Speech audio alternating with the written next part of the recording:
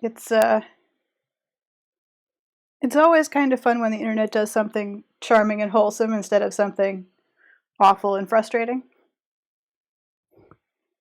And this week the internet has given us a Sheepguana. He's there in the corner, watching us work, paying attention.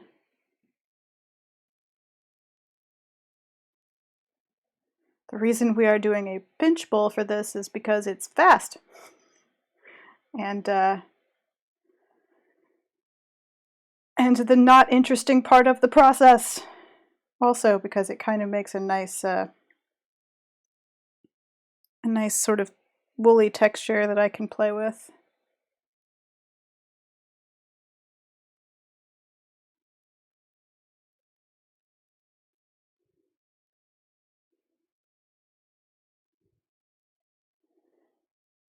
Hello, Sesafet. I said that like a Egyptian god. I hope that was appropriate. That was just how it immediately struck me.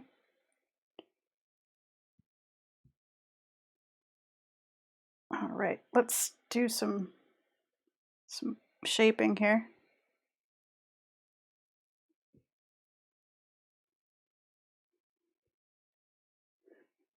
Oh, thanks for joining us all the way from the other continent, far to the other time zones.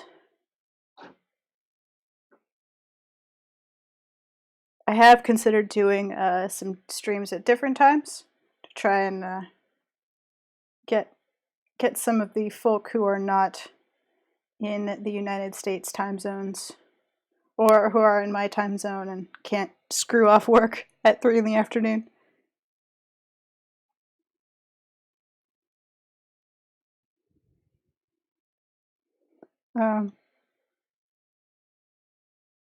Yes, there's a whole saga of the Sheepguana at this point, where I sort of trolled Auntie with a joke on my poll, and then Tycon wrote a poem, which I put at the top of chat. I don't know if you guys can scroll up and see that or not. I can read it later. And then we both accidentally trolled my friend Hannah, who was tagged in one of the original Sheepguana posts. So there's also a beautiful painting of an amazing sort of goddess Sheepguana that Hannah did on her Wednesday stream. So Sheepguana has really come far.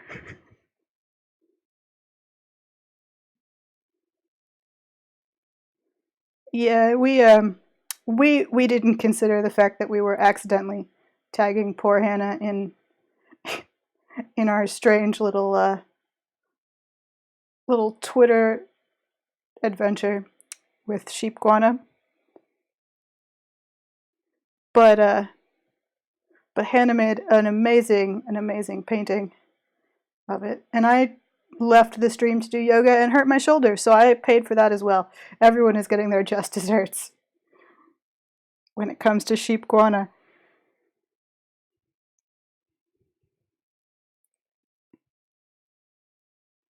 Yeah, I shouldn't have left. I shouldn't have gone to yoga.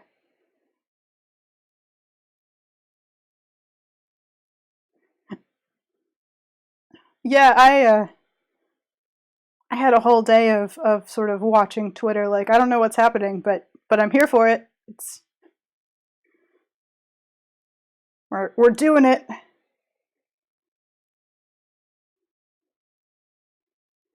I'm kind of, that feels like a good Sheepguana-y bowl shape. I think I want to squidge it this way though. Give it a little bit of an oval shape because you know, iguana. They're kind of long.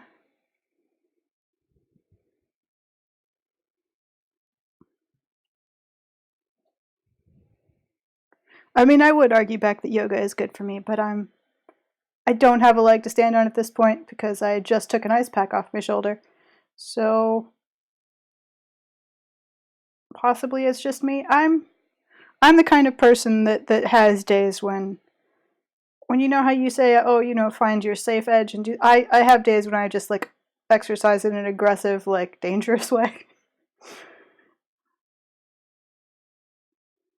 I'm the kind of person that will hurt myself lifting things to IKEA because I'm like, no, I can do it. So, you know,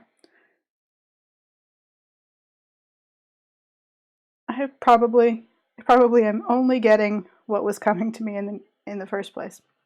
All right, we're gonna use this tool in a way that it was not meant to be used. I think we're gonna,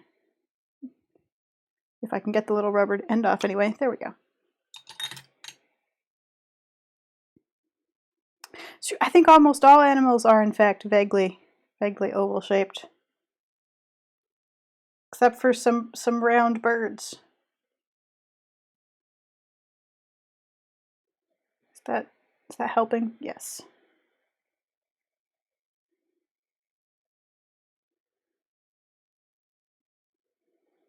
So welcome new people who have arrived for the promise of Sheepguana.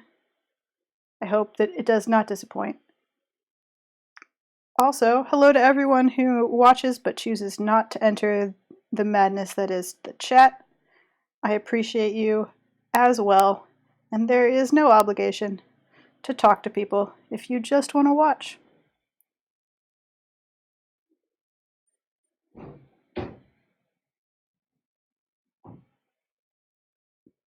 So now I'm kind of making little dents with my fingers and this rubber thing that's actually the tip of a punch to give some texture to the wool.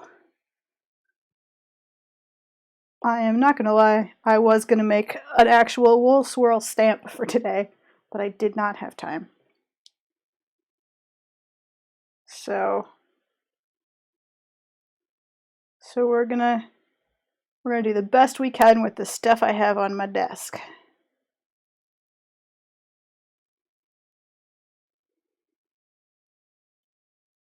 And I will make an, oh, and there's one of the hazards of pottery. You jam your fingernails into things all the time.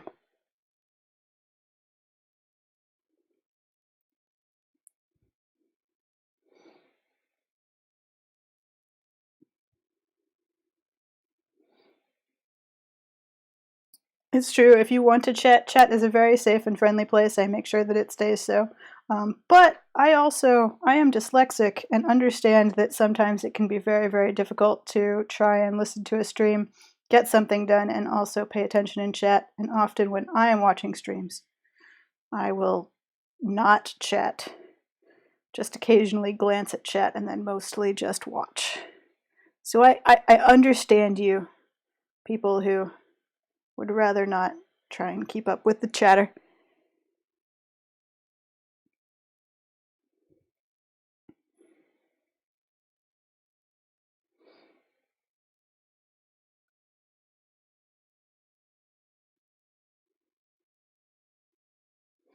So yes, this was originally, and for anybody who's just joining us, let's take a glance back at the illustration here, just for explanation's sake. We're doing kind of a pitcher gravy boat that Auntie Shepherd has decided should actually be a fire-breathing lamp, which I think is a solid choice.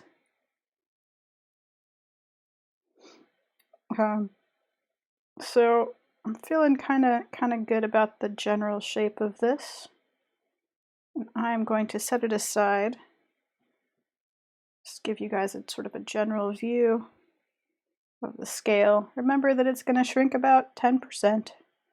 And I'll tidy it up later, but I want to let it set a little bit, get it a little bit stiffer, so that I don't risk squidging it every time I touch it. I'm trying to get it just off camera, just a little farther. There we go. All right. Let's do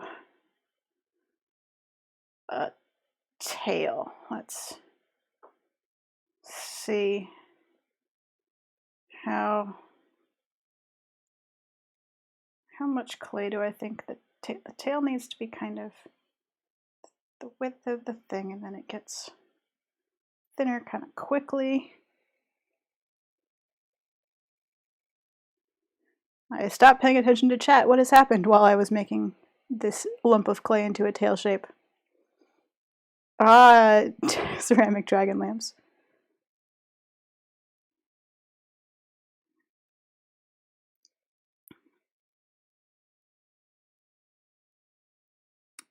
Yes. It is.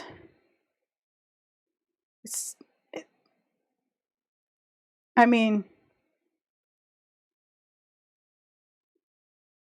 to be fair, it was me doing the leaving, though, so I'm not convinced that that's a fair cause and effect scenario.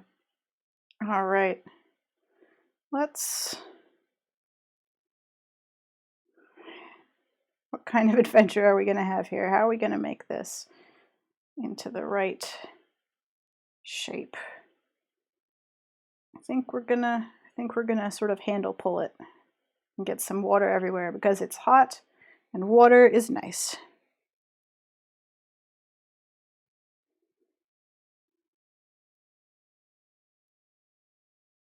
I think you may have to leave chat and specifically to go to some sort of exercising event.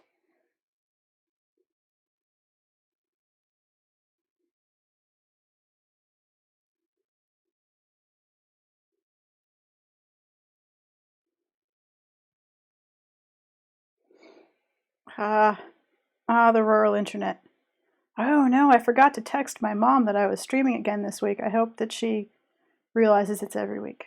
I hope she and my dad are doing what they did last week on stream, which is turn my stream on and then play Scrabble, which is a beautiful and charming thing to do. This came up because they are also on sad rural internet, although I think less sad than Auntie's, because I think that she may have the worst internet that is available.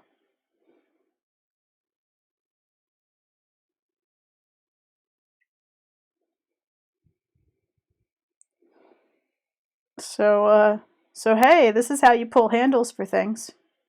In case you're curious what the heck I'm doing. You use water and a sort of alternating slight pulling squeezy grip to extrude the clay as it gets thinner and thinner. And it was either this or rolling, but I kind of wanted to... This gives you kind of a rectangular shape. You can adjust it a little bit, but it makes the shape a little more hard-cornered, which I think is appropriate for iguana tails.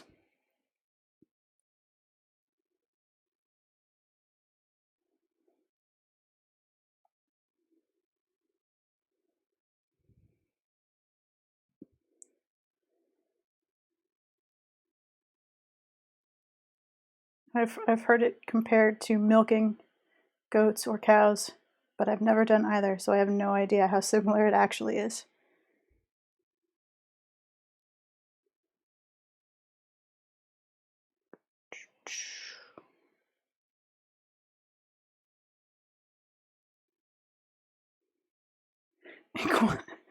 I mean, feel free to, in your own home, sing DuckTales as Iguana Tales. Change all the words and then tell us what you came up with. Yeah, I mean, obviously the it's just the action of the hand, not the action of the base material, because yes, that would be a genuine problem if the poor cow extruded.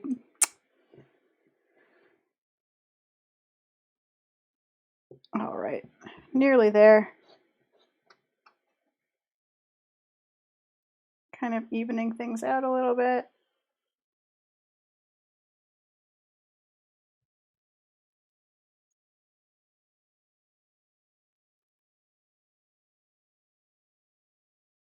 Trick is to not let one spot go really, really thin, because then kind of lost your whole length to that point. And I think I've done that. I think I may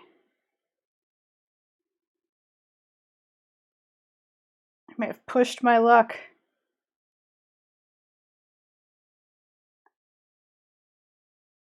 That's okay. We'll make it work. Pinch that off. Yeah, okay, that feels pretty solid. Let's see. Things that need doing here on the end. I need to get some of the clay out of the center of this because it's going to need to be hollow to go on there. So I'm just going to start that a little bit. Oh, we found the limits of the autofocus camera. More interested in the moving hand than the still one, I see. I guess that's a fair choice for it to be making.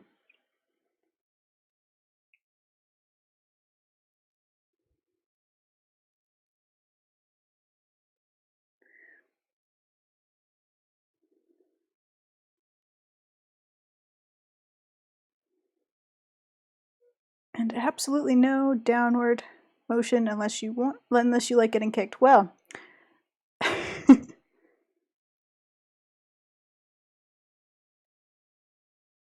it's a masterclass on livestock milking here in chat, which is all in a keeping with the sort of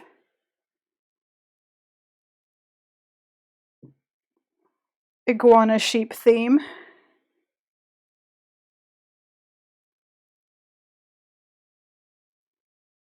Going to another sort of pinch shape for the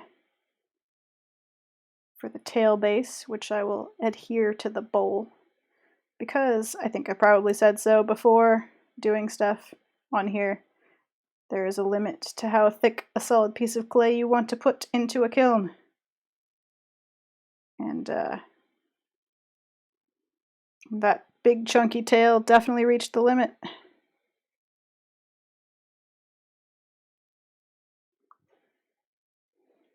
Okay. So we're just opening that up, and then we'll end up sticking it onto the thing, trimming it down. For now, I'm gonna just kind of arrange it in sort of the general position that I want, and let it set a little bit. All right, now we need a head and some legs.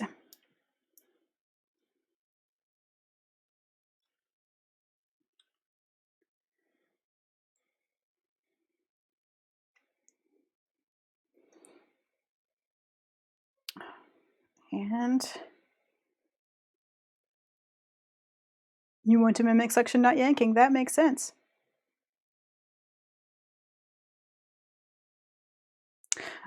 The tail will basically have some something propping it up. I'm gonna let it sit over here in this sort of curve for a bit until it's less damp, and that will help it hold its shape. But once it's positioned on the bowl, I'll probably use some paper to prop it into position.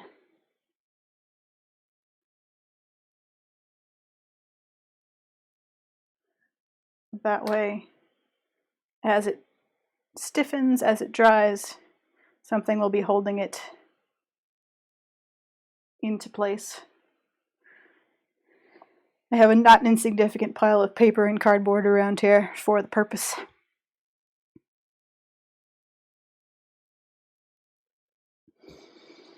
Okay, this one's a nicer, sort of stiffer texture ball, so we're going to use that for the head. I'm going to Get some of the clay off my hands here. Because it's actually kind of hard to sculpt once your hands are covered in clay residue. It makes them sort of sticky.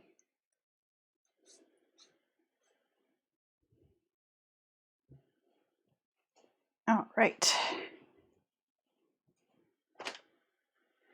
Clearing up our mess a little bit here.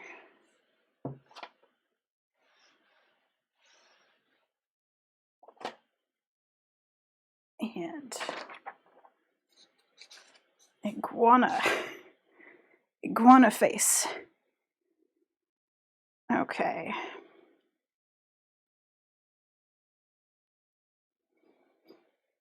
So now I've got sort of a nice stiffer clay. And I'm kind of planning the scale of the... I feel like potentially I've made my bowl too big. Could have used a smaller wad of clay. And if I run out of clay, I don't have any more white clay with me and we'll have to give him, I don't know, beige legs.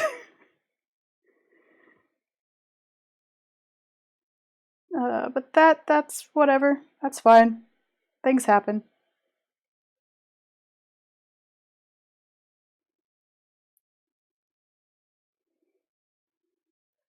I guess I could also just cut some of the pot out.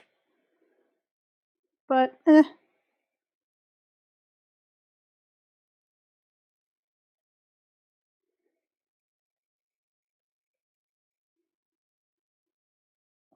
We'll get there. Reach around for some iced tea because it's bloody hot today.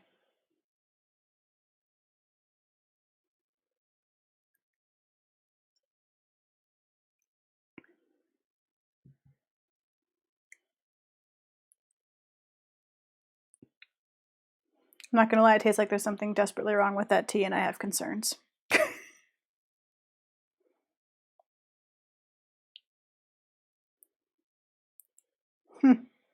That's vaguely awful. Guess I'm gonna take a break here in a minute to get a glass of water instead.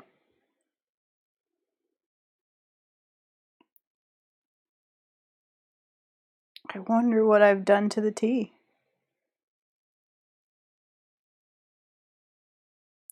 No, I mean, it tastes, what's... No, it's still in the back of my throat. I don't have it. It's like burning plastic or something. It's a really unfortunate flavor. And I have a concern that it's just what this tea tastes like cold. So, that's fun.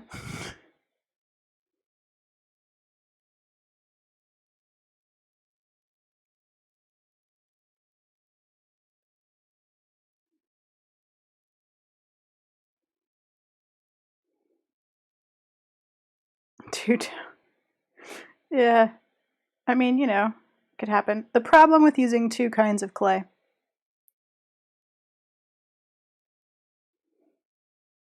is that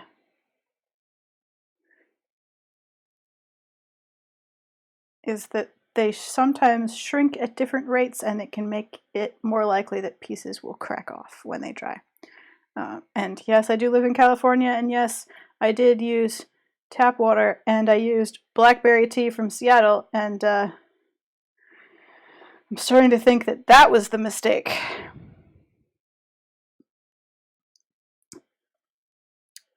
No, it's still in the back of my throat. Oh, it's so horrible. Like it's the kind of bad flavor where if you were sitting with friends, you know, you'd make a face and then you'd like try and force one of them to taste it to make sure that you were not imagining things. There is no sugar in it. I do not believe in putting sugar in tea. I know that makes me a weird southerner, but I hate sweet tea. I actually sort of hate sweet drinks in general. And just be like, here, there's some in the kitchen if you want some. Rumi, you can have some horrifying tea.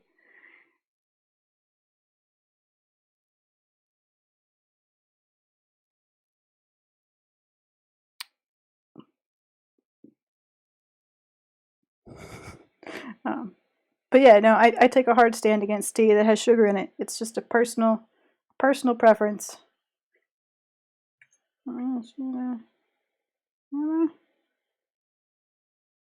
Sure. Oh.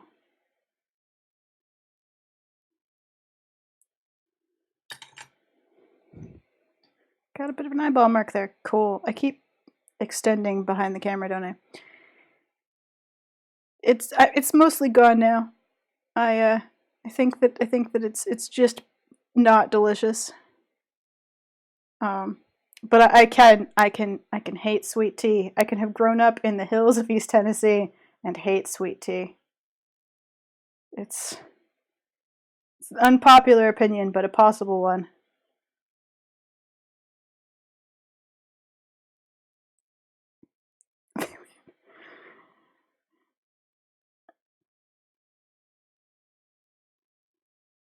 I mean,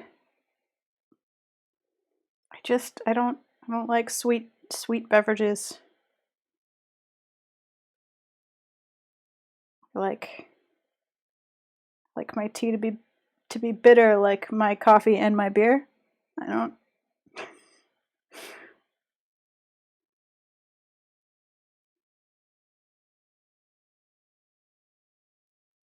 See, other Southerners are backing me up on the ability to dislike sweet tea.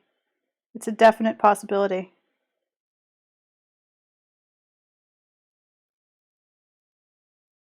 Now, see, that's not fair. I have strong and firm opinions on barbecue. I will happily enter the barbecue wars.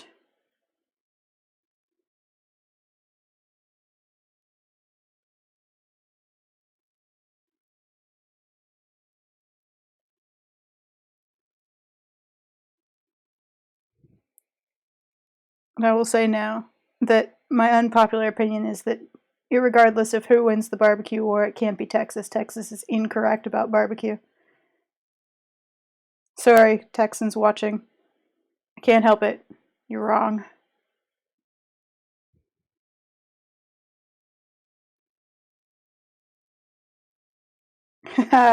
Sorry, the barbecue. It's just whenever it shows up, it has to become a thing.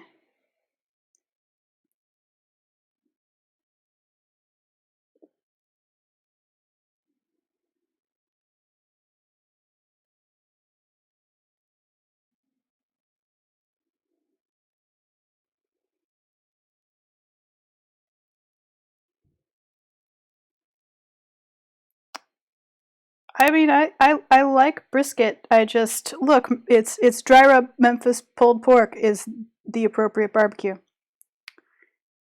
that's that's the you have to take the side of your people in the barbecue wars.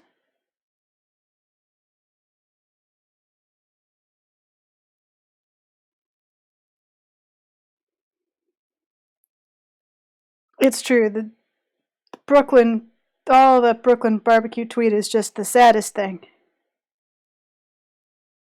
Just the saddest thing.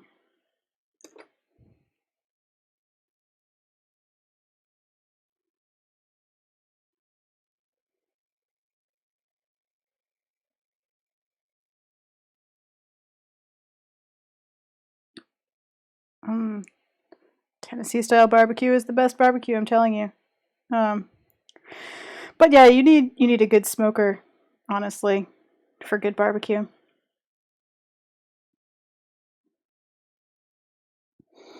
So it's an investment issue.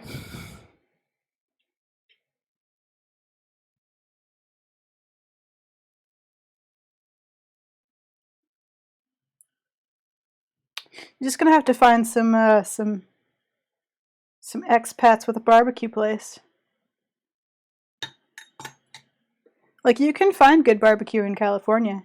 You just have to know that it's like the guy in the parking lot of the farmer's market with a smoker truck and not the fancy restaurant downtown.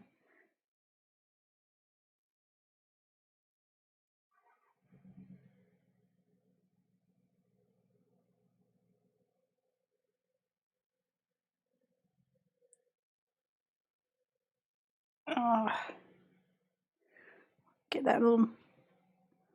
Yeah, the guy in the parking lot. I mean, that's... The good barbecue comes from the guy who parks his smoker in the grocery store parking lot. Like, once a week he travels around, so he's at different grocery store parking lots.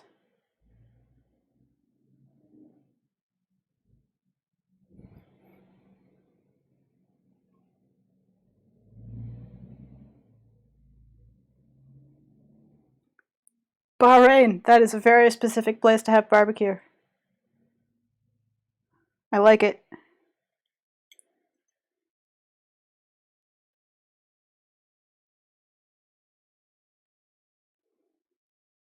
Okay, I need a sharp thing. That's what I need. And now I'm not looking at chat because I'm using a knife. I've already hurt my shoulder, and I don't want to also stab myself with the knife.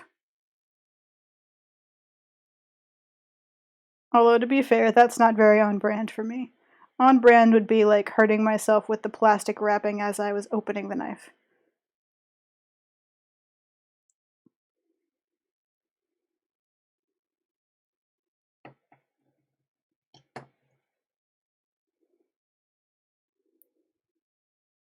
Oh, Hendersonville, North Carolina. I've been to Hendersonville, North Carolina.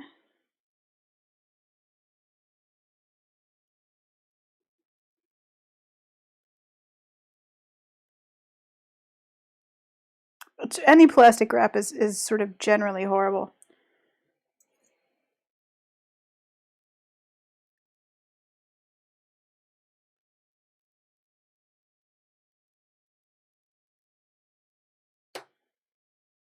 But I have a long history of like being fine with power tools and being tragically injured by common household items.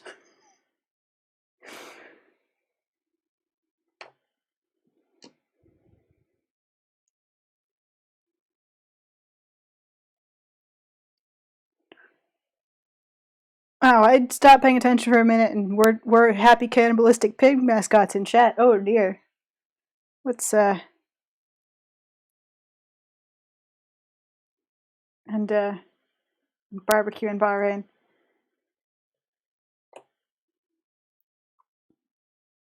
It's barbecue comes up, it has to be fully discussed. Them's the rules.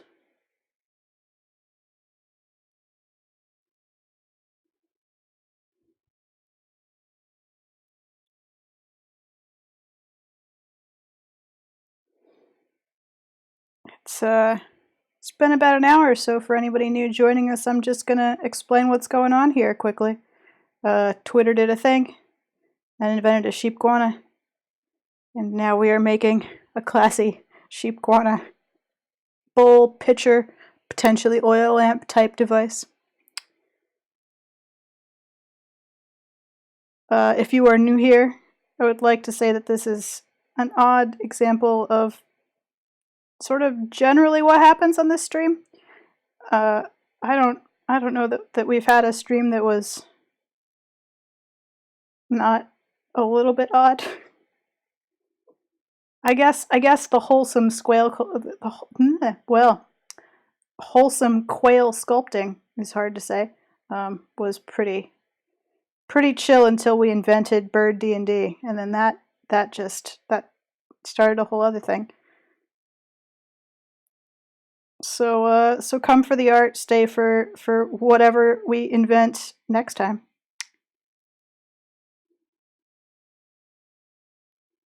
Yeah, wholesome quail sculpture is a difficult thing to attempt to say, it turns out. Squail. This is squid quail.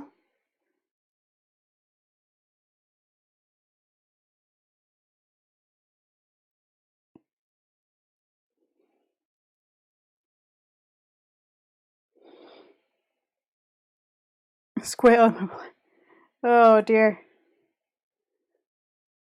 I picture sort of a horrifying Cthulhu quail creature. So I hope everyone's okay with that. I know that I made the sheep iguana monster like pretty adorable. So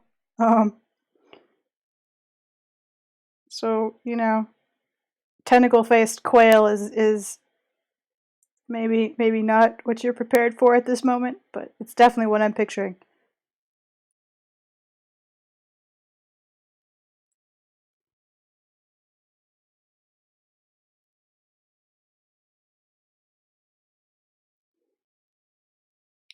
Bird head on top of an octopus tentacle. Oh no. Yeah, so I don't know how I get my own emoji. I think I have to become a affiliate or something with Twitch, which involves jumping through sort of gamified hoops that I don't fully understand. If you really want to help that happen, I think that you have to follow me on Twitch. I think I have to get up to 50 followers. So that's a thing.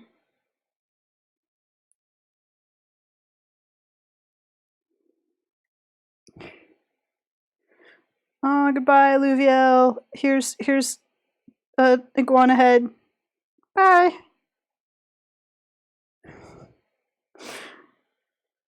That's my tiny iguana voice, apparently. Bye.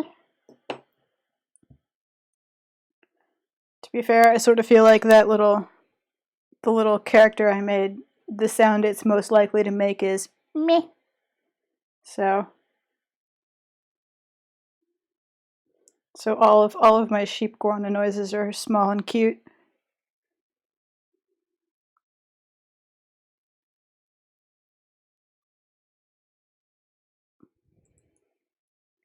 Have fun with the people that you have coming over. Explain sheepguana to them. If they're the sort of people that you can explain sheepguana to.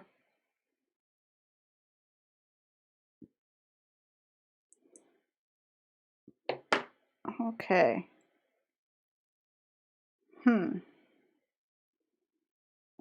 His little jaw to be shorter. Just a little shorter.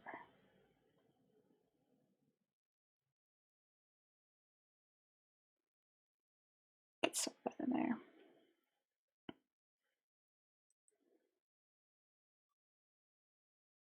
All right. So now we've kind of got the picture basis going on here. Kind of give him a little bit of jaw definition.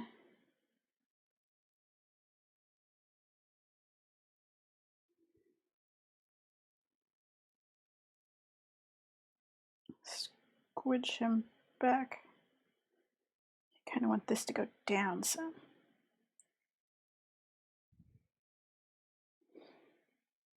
You can tell when I'm like really thinking about what I'm doing and making decisions because I stop talking to y'all and start narrating my choices. Just nudge that down a little bit. Just say what I'm doing out loud. Oh, camera, you really need to... How close can you focus? Not that close. I'm just distracted doing camera tests.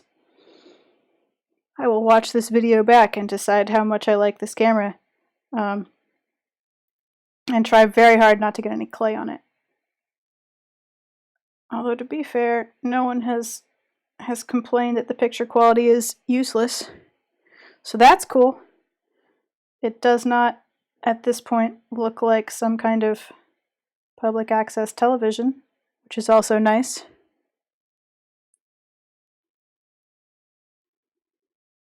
So far, not a failure webcam.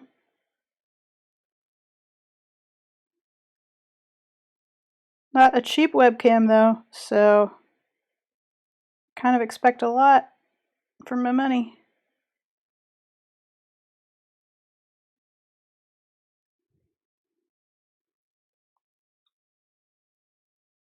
Alright, go iguana. Okay, iguana mouth. Ooh, camera, focus, there we go. Ah.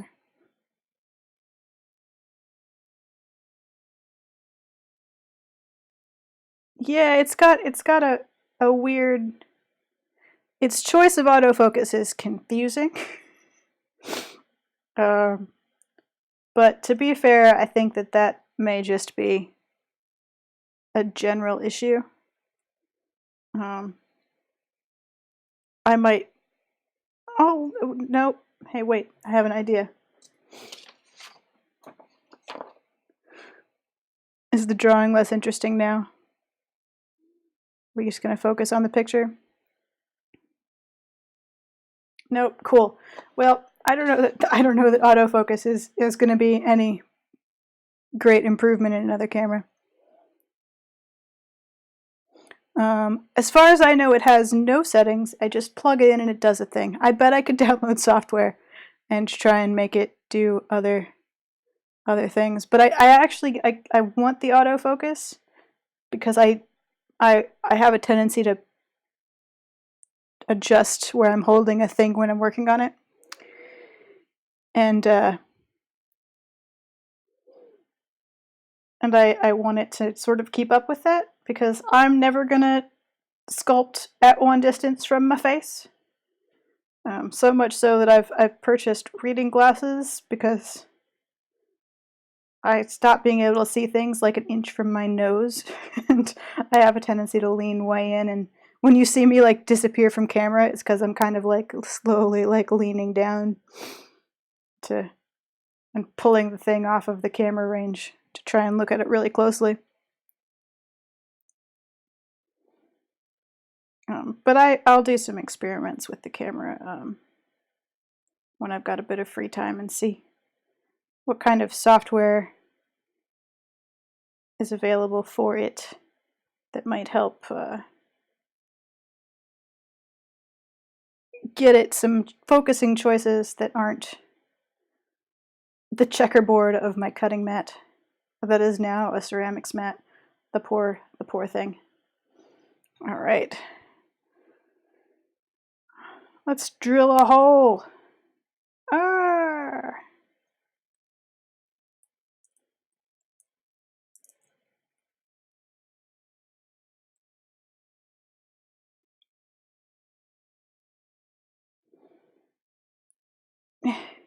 Oh dear. It's going to be stuck in there for a while, isn't it? Cool. Just leave that for later.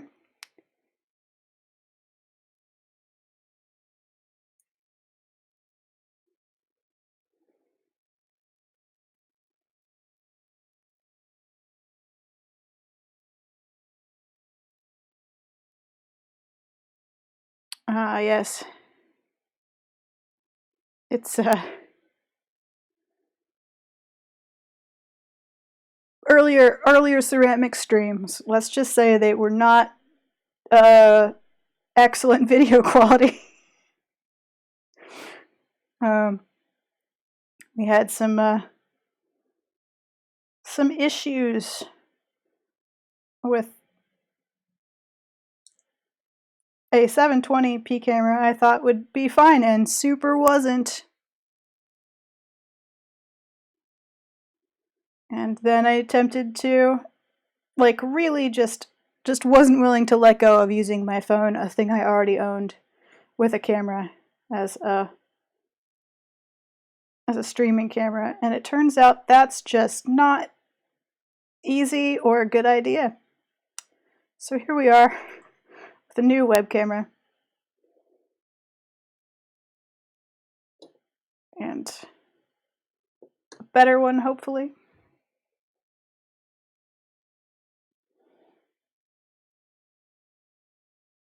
That we are inaugurating with the glory that is the concept of Sheepguana. I'm just gonna spend some time digging out the inside here, because I want to shape his mouth a little bit so that when you look straight down into it, it doesn't just look like I drilled a hole through. I want it to have a little bit of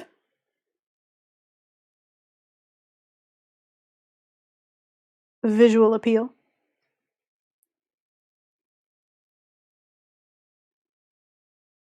Flattening isn't really a concern. It holds its shape pretty well. And the only part that might collapse is sort of this hollow bit, and I'm gonna attach that and mold it some more when it goes onto the bowl anyway. So yeah, contouring the throat of a sheepguana.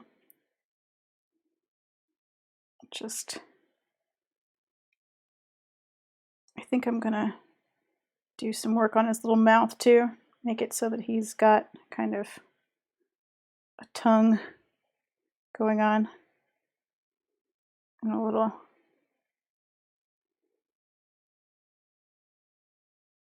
bit of a jaw gum line. Probably won't give him tiny teeth. It feels like it might be going too far.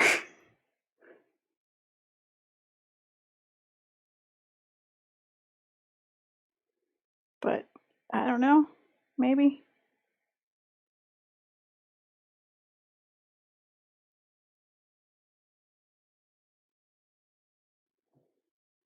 The challenge I think we are probably going to face in this adventure is that I'm not convinced that while we are streaming, everything will get to the right consistency to put the whole thing together. That's a kind of a trick with pottery, is that there's some timing involved and you don't really have complete control over it.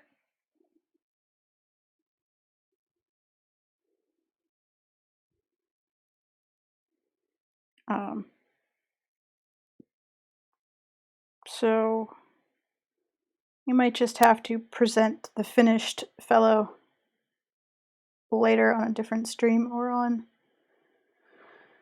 Twitter, do a quick update, something like that. Because otherwise, if I try and put it all together and it's too soft, it will collapse.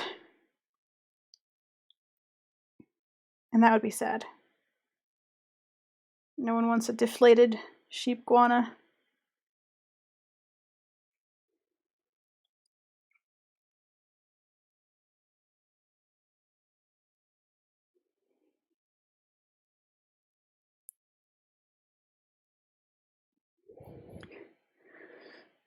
Glasses. So I don't wear glasses sort of in general because, I don't know, I won some sort of magical genetic lottery. Everyone else in my family has glasses and I don't. So when I stopped being able to see like my phone held up close to my face, I was super confused about what was going on. And I told this to my sister. I was like, I don't know. It's all blurry suddenly. And she just looks at me and she goes, that means you need glasses. That's what glasses are for. Like just so exasperated with me. So now I have reading glasses and I've learned my lesson. I've learned what glasses are for.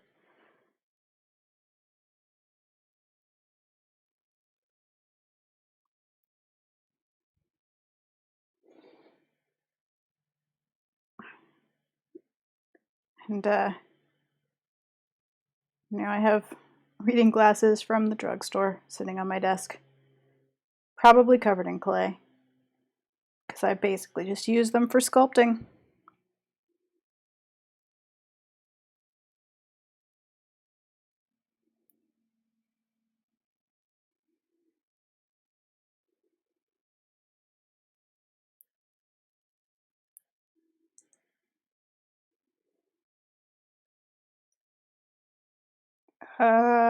Cleaning out the inside. Needs to be very hollow because he's a thick chunk of clay, and also needs a corridor for things to pour through or burn through, depending on his future job.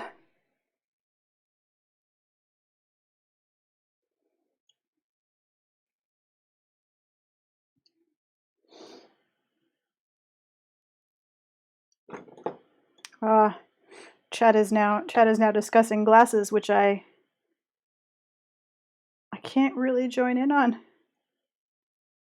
because I don't know,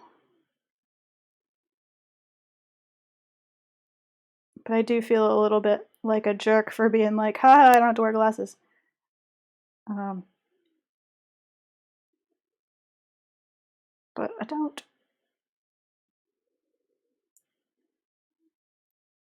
And now I've just gone completely off the camera, haven't I? I did that thing again.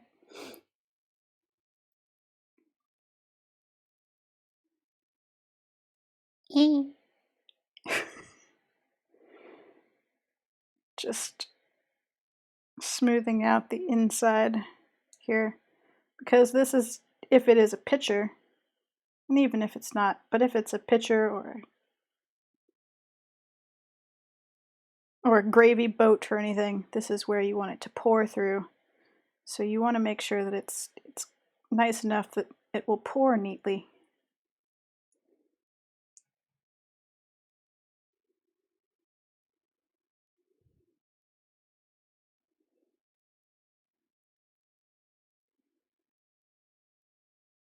So just tidying that up. And now, pretty much ready to move this onto some details. Let's see, what other details do we want here?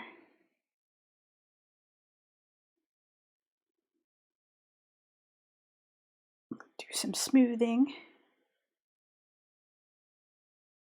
Where I jabbed it with my fingernails.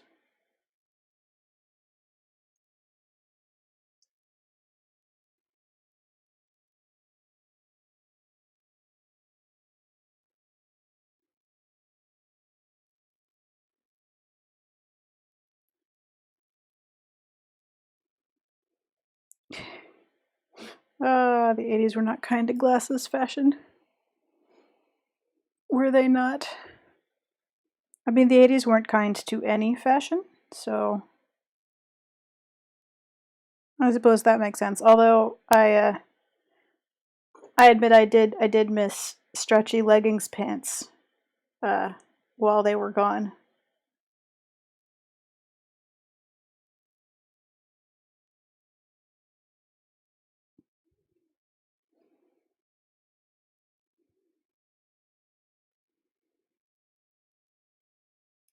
Those stretchy leggings pants were solidly comfortable. And I remember being really angry when peer pressure meant that I had to wear jeans instead.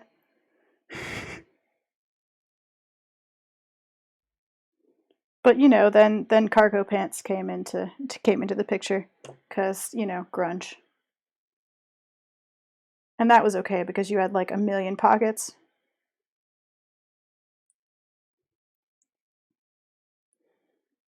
And pockets are extremely useful.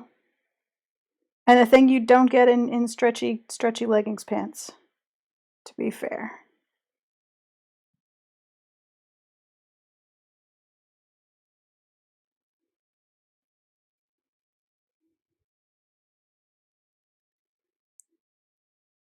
Oh no, jeans tucked into socks. No. Every fashion generation has its bad choices, and we just have to accept that.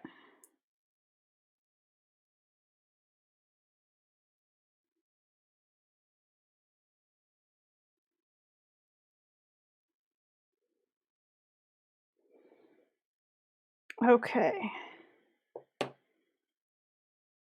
Feeling pretty good about the thickness and the hollowness of this dude's little face. Just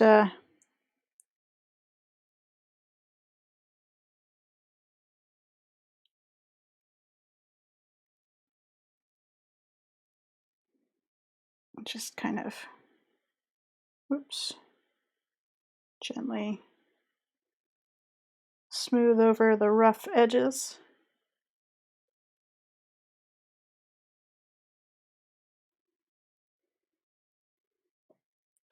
Eh. Eh. Just gonna make iguana noises here. All right, let's see. How put you to the side. How are you doing? Pot house, you're still quite soft. I might try and deal with you anyway. Oh, I want that iced tea, but I remember how bad the first drink tasted. And I feel fear. All right, let's cover him with his little head in plastic, because I need his head to stay a little bit softer. And let's see what we can do for legs. Move that again, because I'm gonna have to roll stuff out. Oh no, past bedtime, so past bedtime. As a nocturnal person, I sympathize, but in the opposite direction. Anytime someone's like, let's get up and have brunch at 11, I'm like, but why? My bedtime is 5 a.m. Why would you do that to me?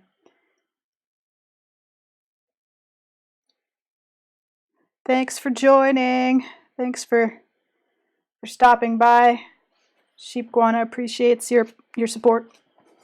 I promise that all of the subsequent things that are finished will go up on the internet, so you will get to see them. But to be fair, I think the head was the best bit. The rest is going to be kind of construction.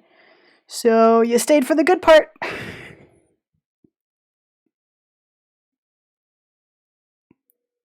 Have a good night. All right. Rolling clay. This is going to be so weird on the camera. Sorry, everyone. Trying to keep up with my hands rolling clay. It's going to be all weird.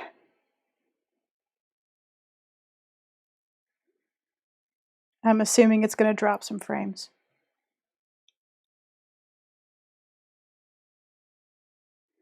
But that's okay. So we need 4 little sheepguana legs, and we're going to need some little ears and a dewlap. So let's see what we can manage here.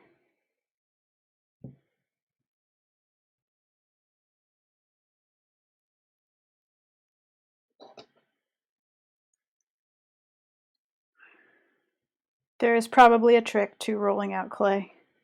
The best trick I've ever found is to actually just do it between my hands. But now we're kind of getting too long for that.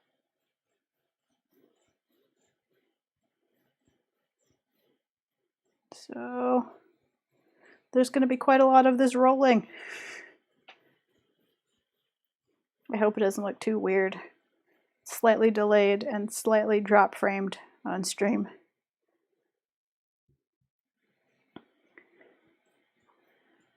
While I am rolling out clay, how is chat? We've gone through glasses and 80s fashion. Hope everyone's enjoying some clay sheepguana and hanging out with people. I do promise, like I said on Wednesday, we will at some point during this stream take care of some bird D&D business, and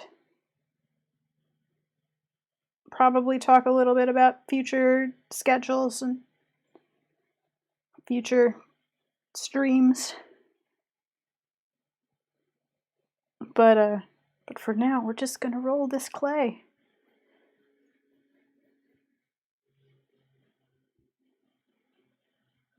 into a long coil, which we will cut apart into appropriate sections of leg noodle.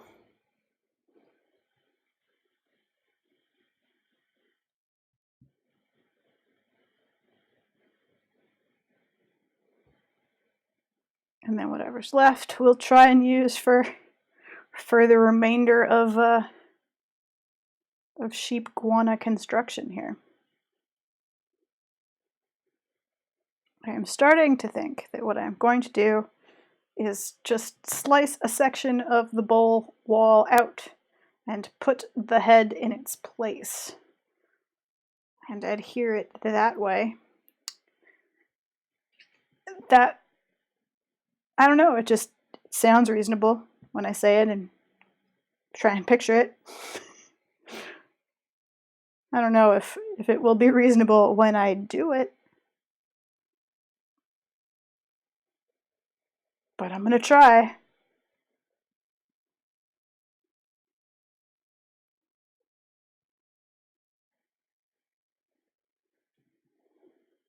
See, that's they'll always be a little thin to support the head. What will happen is I'll be wadding up paper and using some cardboard and stuff to prop things up. That's kind of just a general thing that happens when sculpting with ceramics, is that you create support structures to hold things, because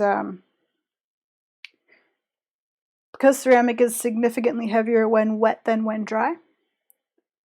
So once you get it to leather hard, a fairly thin wall of clay will support something like the head. But until then, everything is sort of being pulled downwards by gravity already.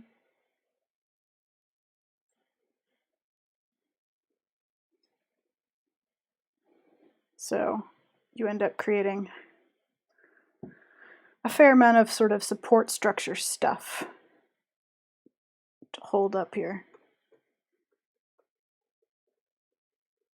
structure. If I was just attaching it like a spout, I would wait until the bowl was much stiffer, stage close to or at what we call leather hard, which is when a lot of the water has evaporated out and the clay is less flexible, not very flexible. It will crack if you try and bend it hard, but you can still carve into it. And that's kind of the point at which you trim through in pottery, and it's the point at which you usually attach things to, like a base, like a mug onto a handle onto a mug, or a spout onto a teapot, because then the base is firm enough to support the clay you're adding onto it, but still can take water and become damp enough to attach. Okay. Let's see. Back leg.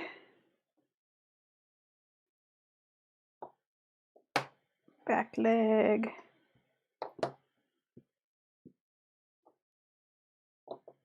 Ooh. Getting a little bit dry there. Get rid of that bit.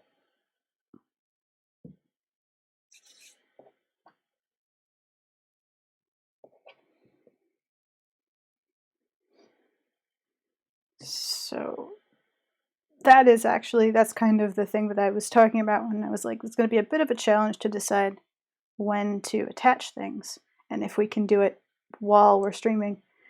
Because if things are far too soft, then even a support won't really hold them in place and they'll just kind of squidge. And that can be a problem. Right. Front leg.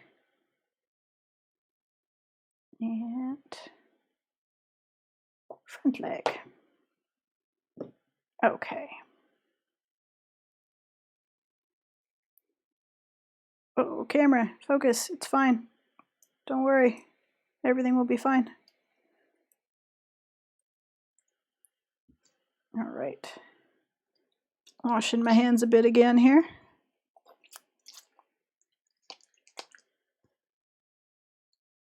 Because we're going to put these legs right onto the side of this bowl. But we are halfway through. So first, I think I'm going to take a quick break to cool off a little bit and get a glass of ice water that isn't this horrifying tea. And I'll be back in 5 minutes. Just a quick little break.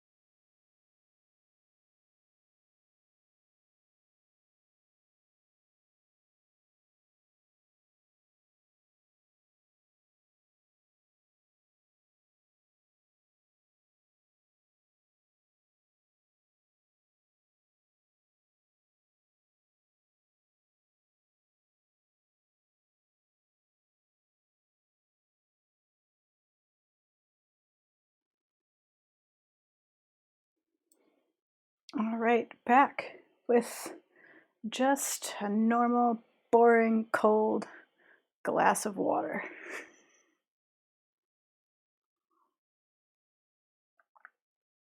After a brief investigation that did not explain why the tea smelled and tasted like some sort of horrifying nail polish remover chemical. But that's fine. I just won't drink the rest of it. And instead, I'm gonna add some legs.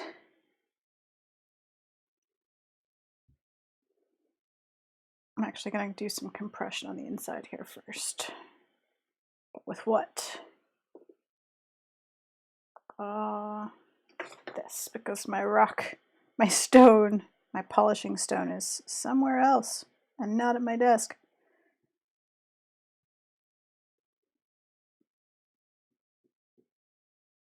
Just making sure there are no air bubbles in the bottom of this, because I wouldn't swear that I wedged it super well, since I was pinching it anyway, and that tends to get rid of most of the air bubbles.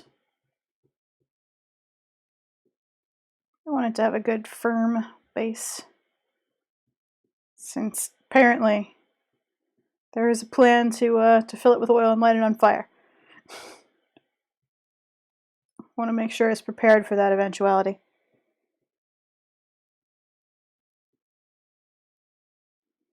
Get things nice and polished flat. Grab a really smooth sponge.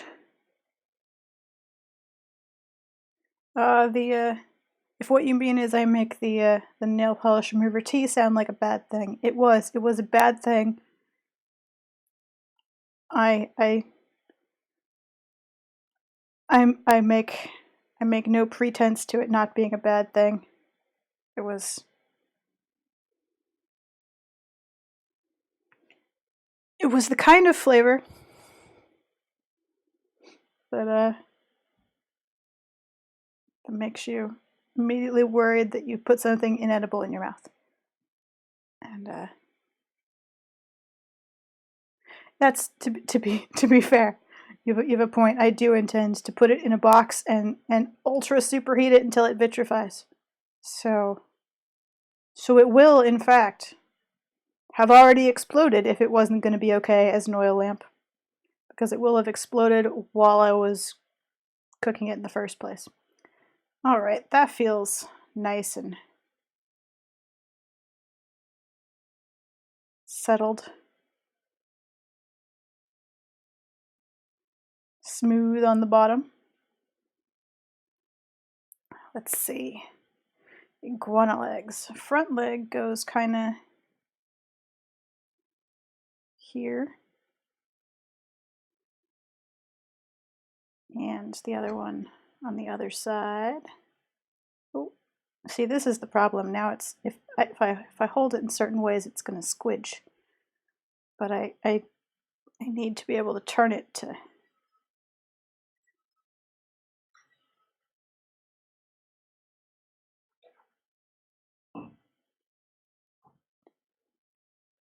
get everything to line up properly.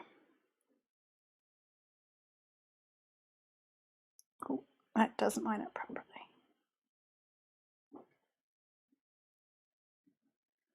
Okay, kind of there-ish.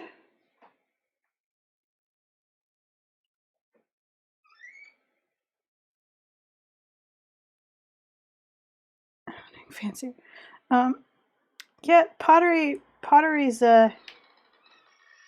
largest issue is being dropped or smashed against something. It's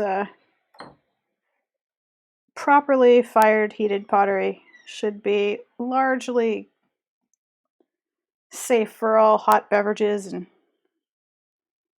anything you intend to do.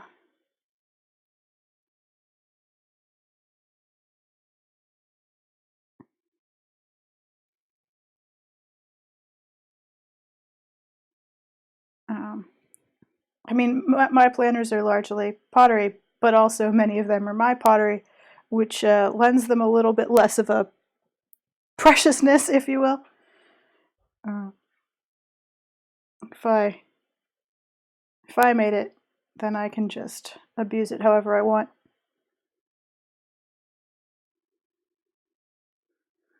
Oh, let's see. How did I do that? I just did a thing and then stopped paying attention to what I was doing, and yeah, there we go.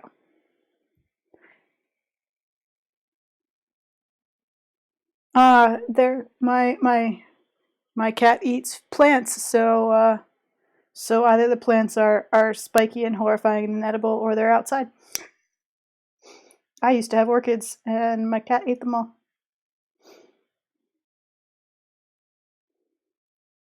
All right, that feels like a solid choice. Now, I'm gonna do a questionable thing. I'm gonna attempt to sit down so I can be eye level with this thing without picking it up.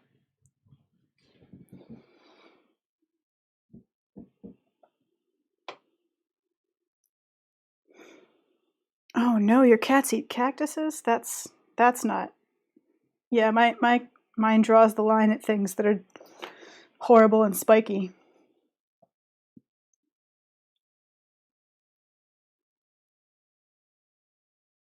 So now we are attaching, which means we are scoring the clay where it goes together and getting it a little bit damp.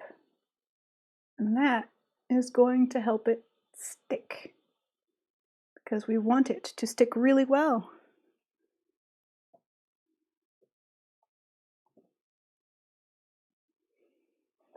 Ah, the pots are in the way, I see. That's the problem. Cats are like, we need to be here, so these must be somewhere else. And that other place, the floor. All right. Get ourselves firmly adhered before we start doing detail stuff on the legs. Squitch that on there.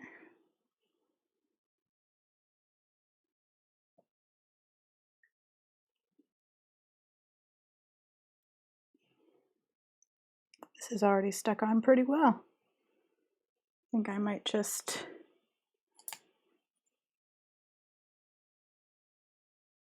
just not bother to score this one.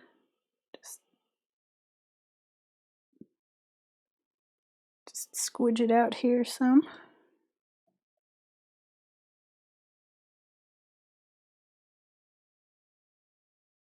Get it to where it fits. Yeah, I mean, my cat won't eat cactuses, but he did once break the toaster. So, you know. Cats are special and fun, and we love them anyway.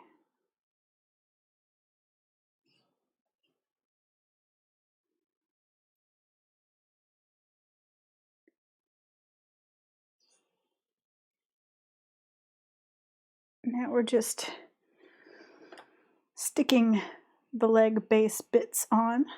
So let's show you this side kind of as it is now with legs. Moving on to the other side. Still trying hard not to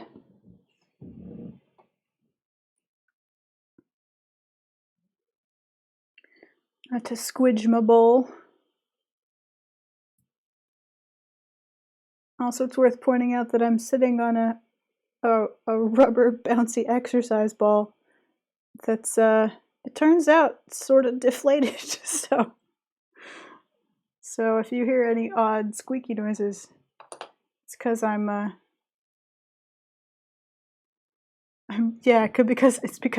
having a difficult time not wobbling back and forth and bouncing. As I sit here. It is a very questionable chair, I admit, but it was here next to the desk, which meant that I could easily sit in it while still tethered by my mic to my laptop.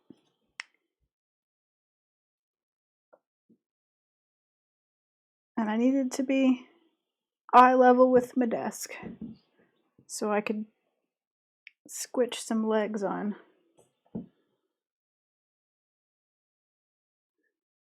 But it's an awful chair, you guys. It's not recommended as a thing to sit on to do art. It's not comfortable. It's not uncomfortable. It's just super awkward.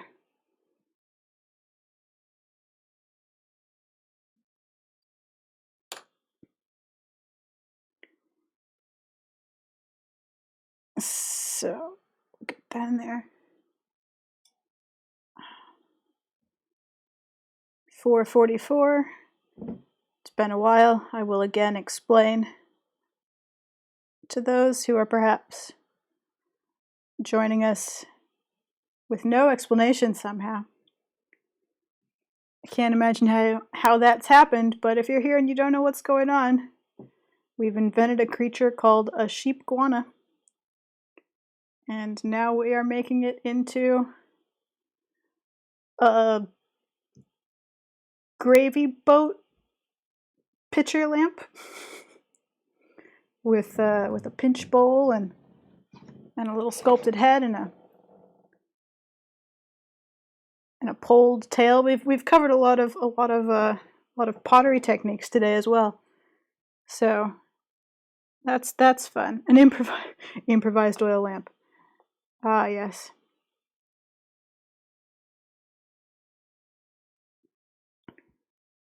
So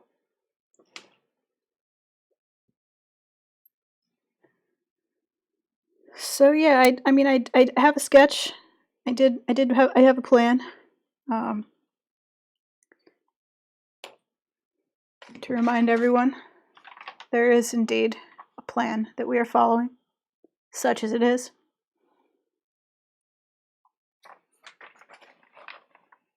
It's because I've found that I have sort of two options to make this work. I can plan what I'm going to say and come up with the art as I go, or I can plan the art and come up with what I'm going to say as I go. And I'm better at planning art. So I do come into this with a plan.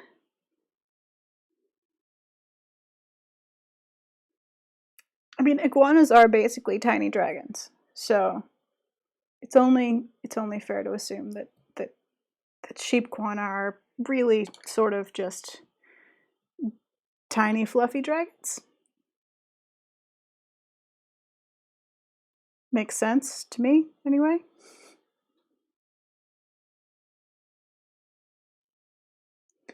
I'll accept alternate theories, but for the most part,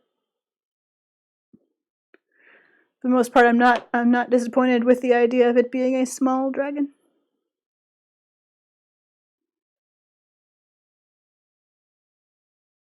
Oh, flaming sheepguana!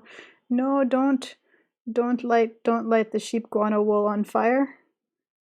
Anyway, if the sheepguana breathes fire, the wool is probably like exceptionally fire retardant. I expect that it's in high demand for its fire-resistant properties. Just picture fire mages wearing woolly sheepguana jumpers.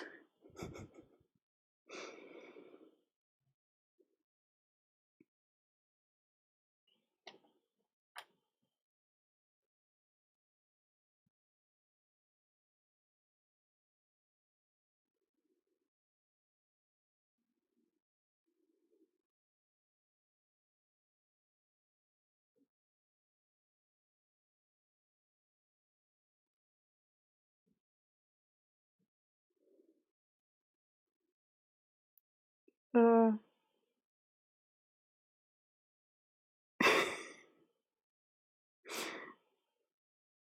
oh no. I mean, look, if it's fire retardant, I would also like one. Like, I mean, who wouldn't want a fire retardant fuzzy sweater? That's brilliant.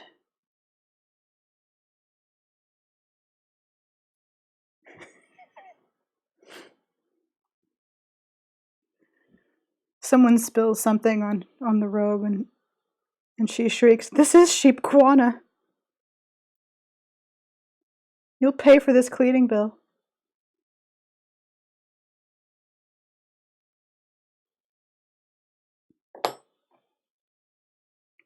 But like there's definitely a penalty for selling faux Sheepguana, because if it's got actual fire retardant qualities, then that's a dangerous thing to lie about.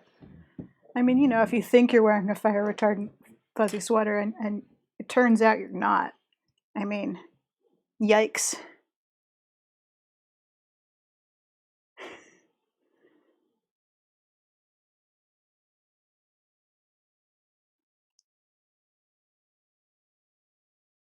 Like you don't want to find out the hard way that you've been sold a fake.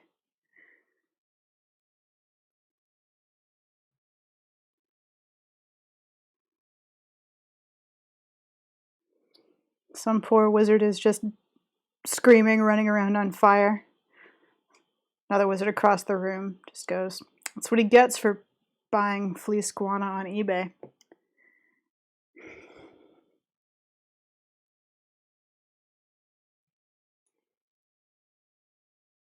He really should have known.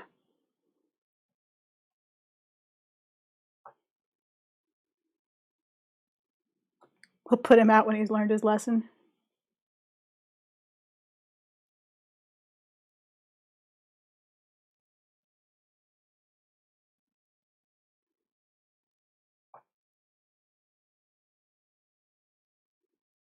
So all this implies that there's definitely like sheep guana shepherds. I guess shepherd. I just really want iguana in the word shepherd, but it's not working for me. If anybody can figure out the right configuration, go for it.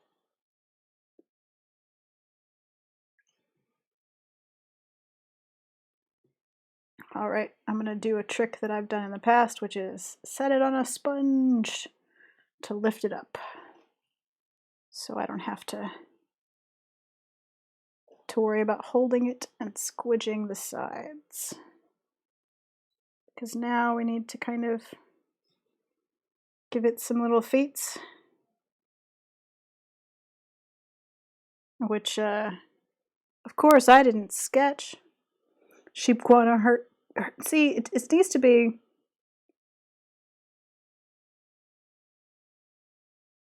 It needs to be one word, like it needs to, because shepherd is such an efficient single word explanation of what that person does. They herd sheep. They're a shepherd. So if you herd sheepguana, are you a sheepguana herd? No, it's still not working for me. My imaginary fantasy terminology is failing.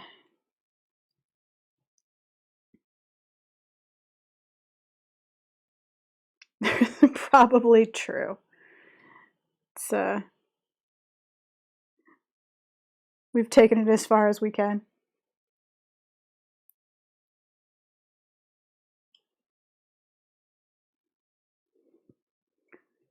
All right, squidging things into place here.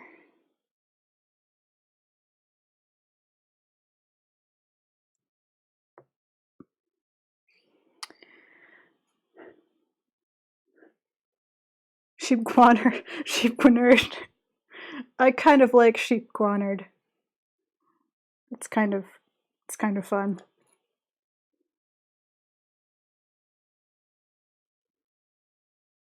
I'm into it. I feel like that's our best bet so far.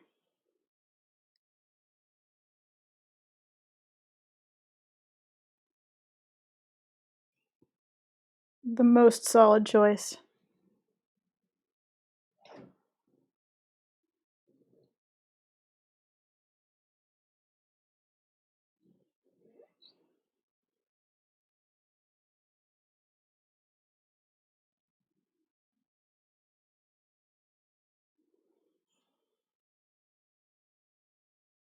It's true. I'm not sure it conveys. Well, maybe you don't need to herd sheepguana. Maybe sheepguana are mostly stationary. What about sheepguan guard? Excuse me. Need more of my glass of cold water.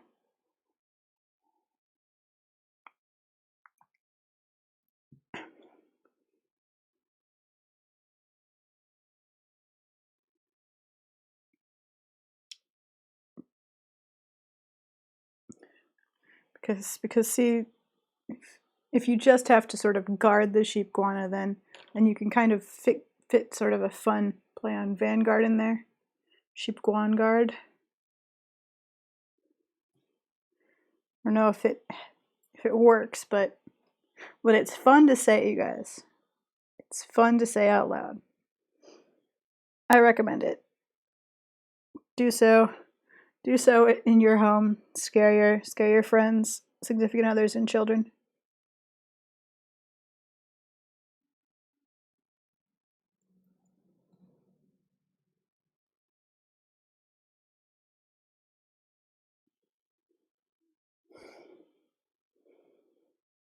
I mean, yeah, they are sort of. It depends if they're more sheep or more iguana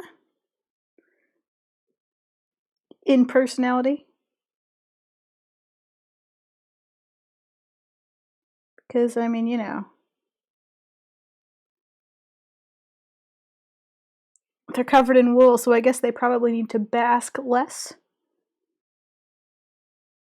Tried very hard not to make that sound like basilisk.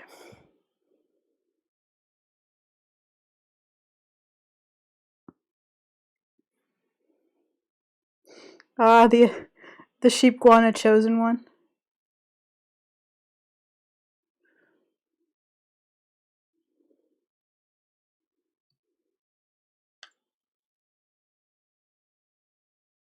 You haven't truly become a herder until the sheepguana choose you.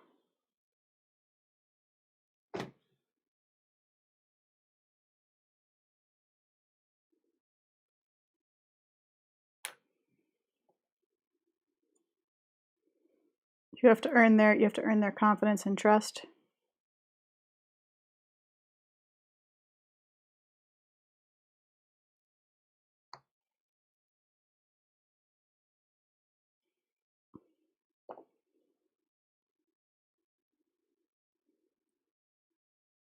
And then and only then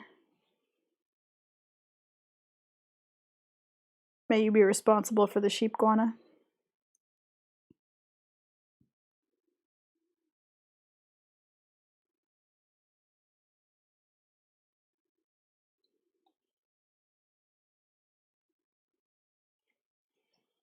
I can't be the only one who was just incredibly obsessed with Jane Yolen's Dragon's Heart, Blood, etc. books as a child. Surely.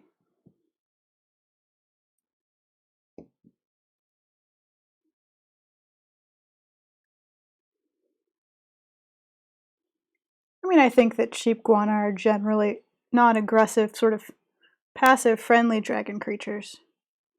I mean, look at the little thing. See, I never got into Pern. I still haven't really read anything about Pern. I don't know. I got the Jane Yolen books from the library and then was obsessed with the idea of being able to telepathically communicate with pets.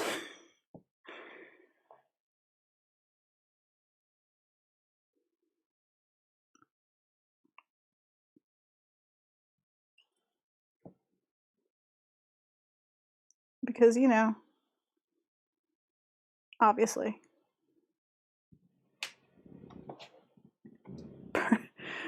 Pern is a problematic. So, fair enough. I don't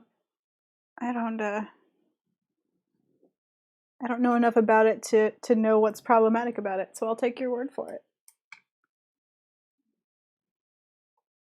I assume it's the usual things that are problematic in books. which is sexism and racism.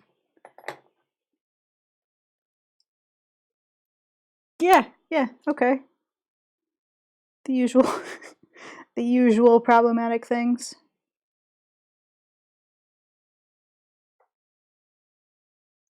Fair enough. Ageism, always an excellent.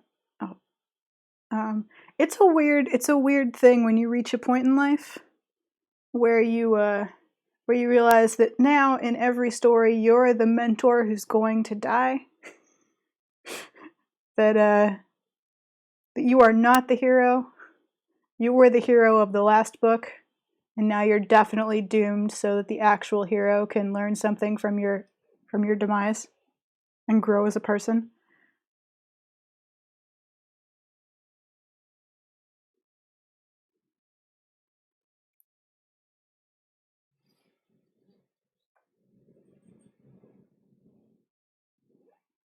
Just like, oh good.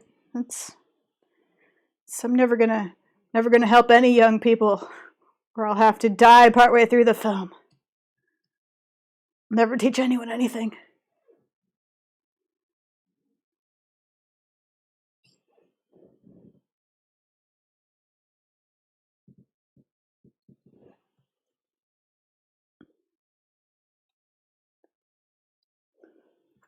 I mean, it could genuinely just be that that's sort of the plot she came up with, you know? It was like, oh well, these characters have to be this way. Because that's the world I've invented and that's what makes this all work. And it'll be interesting.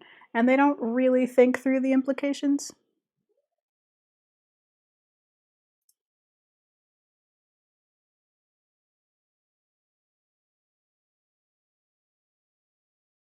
Oh yeah, wasn't she one of the original sort of Gur-Arg fanfic people in the original anti-fanfic adventure? Uh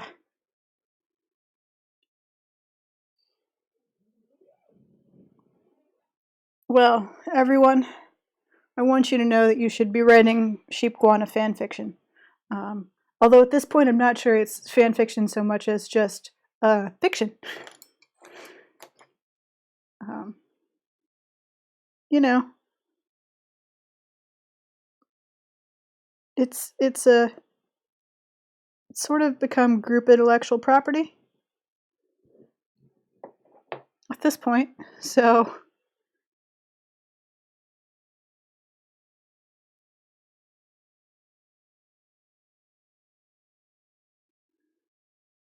oh no.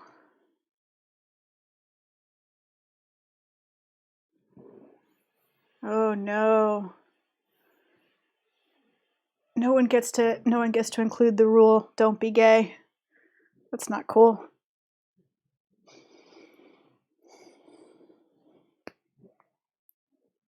Being gay is what fanfiction is for.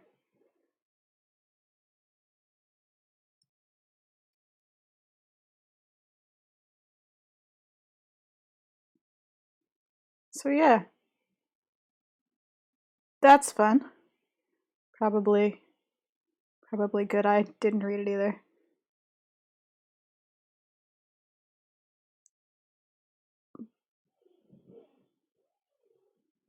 But you know,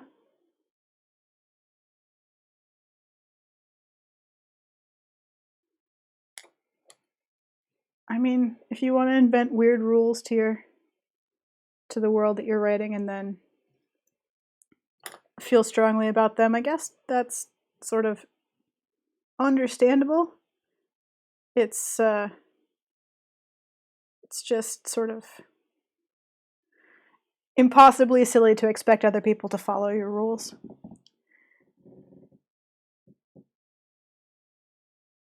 Like that's not how the world works.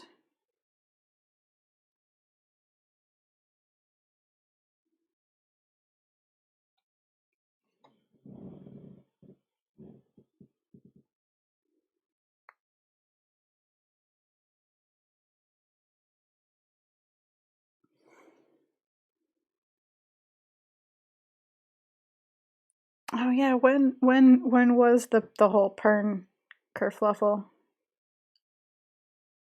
I feel like it was long ago in the olden days.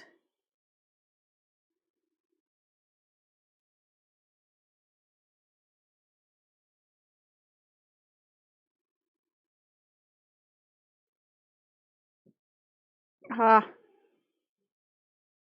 yes. Back in ancient times when we'd only just invented the internet and we didn't know how to use it. When fan fiction came to you in the mail on Xeroxed paper. In the olden times.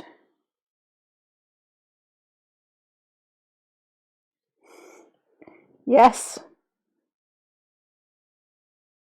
Yes, children, gather round and hear of a time when we made comics with pens on printer paper and we Xeroxed them and mailed them to people.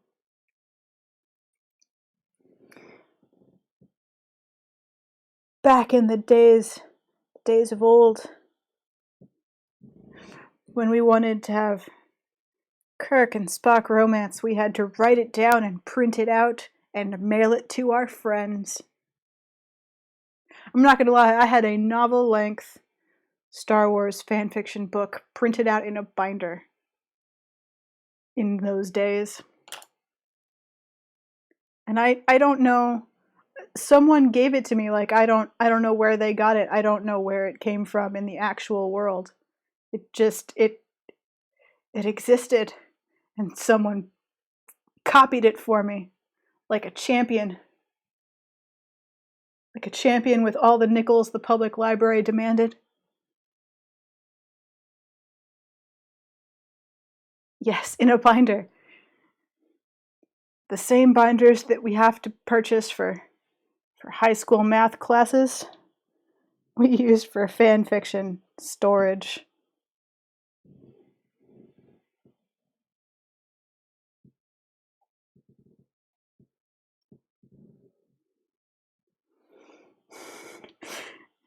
Kids today don't know how good they have it reading their fan fiction on the internet. Why, in my day, you had to be told about it by another high schooler who learned about it at a convention far away.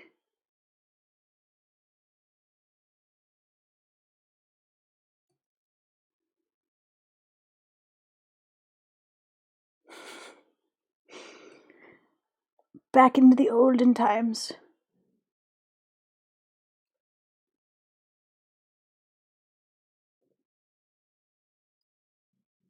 Where our multi-user games were text-based and we had GeoCities.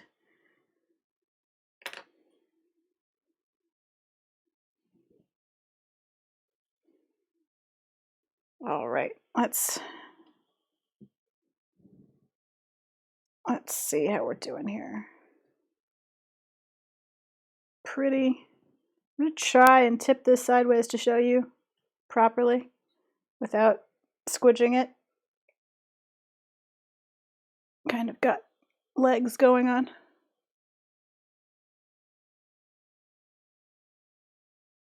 Made some little folds. Ah, yes, the multi-user dungeon. Before there was MMOs.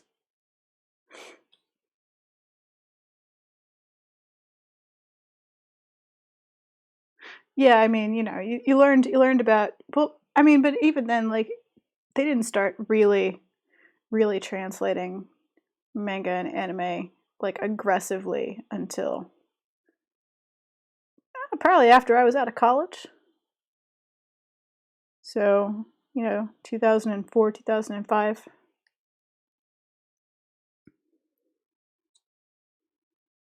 Because you'd find like one, you know, and that would be a big deal. Oh, let's see. New tool. Yes. Oh, I still, somewhere around here, there's still a pile of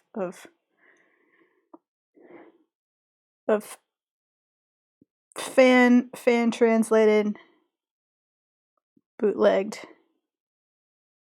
anime from the olden days that now, to be fair, I'm not even sure I can watch because laptops don't have CD things anymore.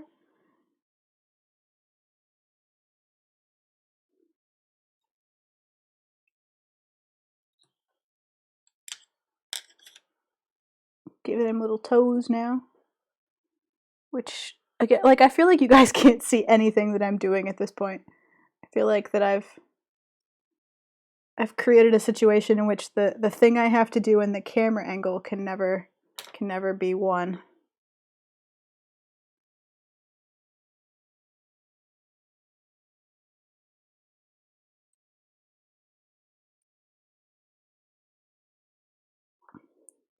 It's true, and then I could watch Witch Hunter Rabbit again and try and figure out if it's actually good or bad.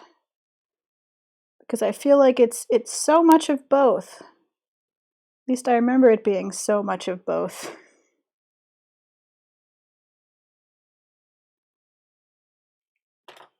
Alrighty. I think we're gonna let that sit for a bit before we do more detail. Standing up off of my bouncy ball here. Whew. It's quite warm in here. All right, how's this tail doing? Feels like it's gotten pretty sturdy. All right. Let's see if we can start some construction here. Got a tail. Over here we have a head that I'm unwrapping.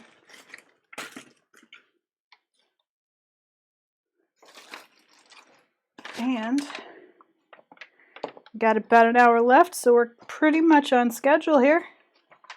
Wasn't sure I could make this thing in 3 hours, frankly.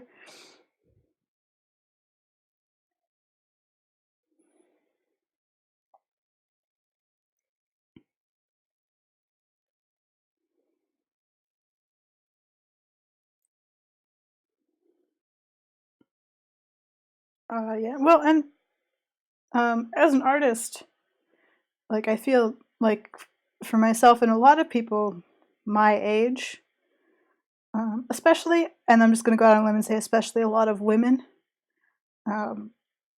it was animation and art that was doing something that wasn't, extremely masculine superheroes or like jokey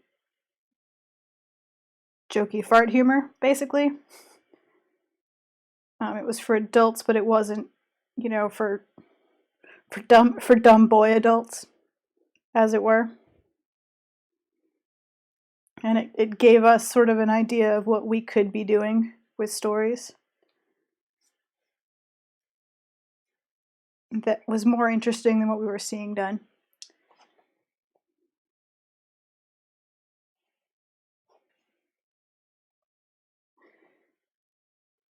Yeah, it was covering more varieties of topics. It was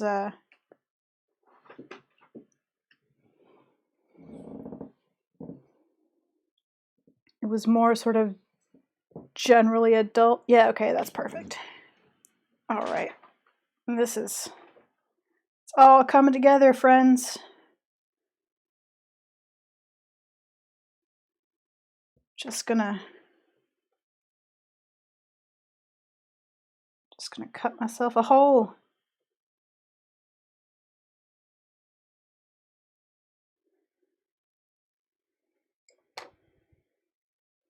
Yeah, because that was kind of the era where it was competing with either kids animation or the very sort of Beavis and Butthead, like Ren and Stimpy, very specific humor that I've never found funny. So yeah, Japanese anime and manga was a breath of fresh air and sort of an influencing factor for me, and I think a lot of artists of my general generation.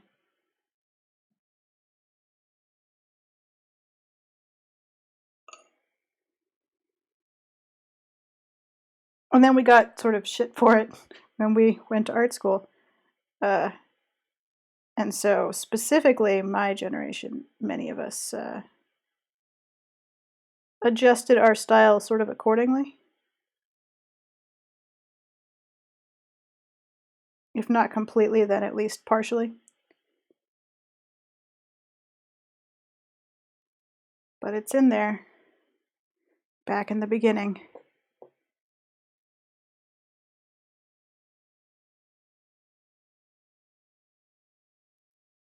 All right. Let's get ourselves a spout. He looks kind of turtleish, which I think is kind of fun. He's got a friendly roundness to him.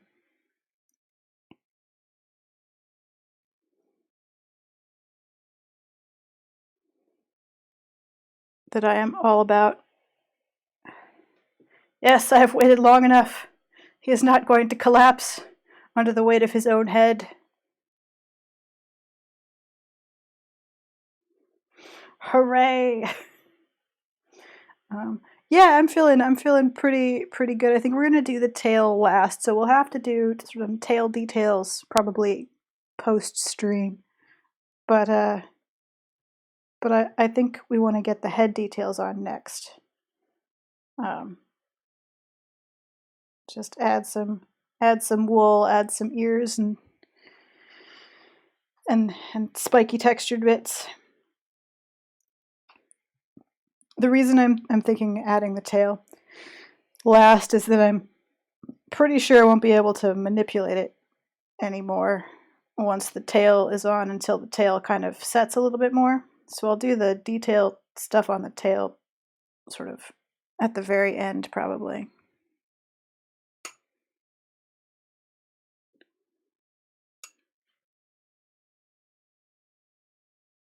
You know, as you do. Get some. First, mainly, make sure that this is really well attached. Let's see if you guys can see inside there. I'm gonna dry this off because I think his base is getting a little bit too damp from my sponge adventure. But you can see in here there's a seam where I've attached him. And now the goal is to smooth out that seam.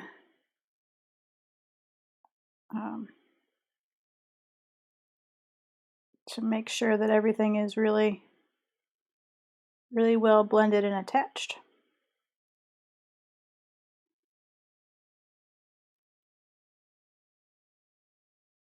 So I'm gonna go around with this tool. Oh no, he's got a little bit of angry schmutz here. Just kind of don't want him to look angry. There we go. We want him to be happy breathing fire. Ah, and now we've got a bit of separation here where I let it go a little bit thin. We'll add some stuff to support that, I think. These little edges here where he attaches. But I think the main... Oh boy. This is dangerous. I'm doing something dangerous right now. I have concerns. But I'm hoping everything will be fine.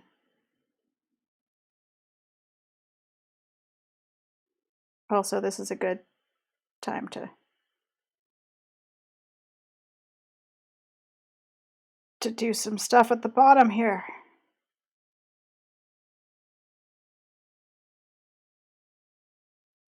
Finish shaping some feet and adhering some legs. Get a this on here really well. Make sure everything's nice and attached.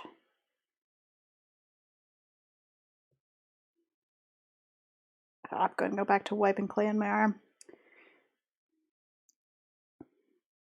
Yeah. So close. There we go. Put you back down. Oh, I don't think I deformed you too badly. There we go.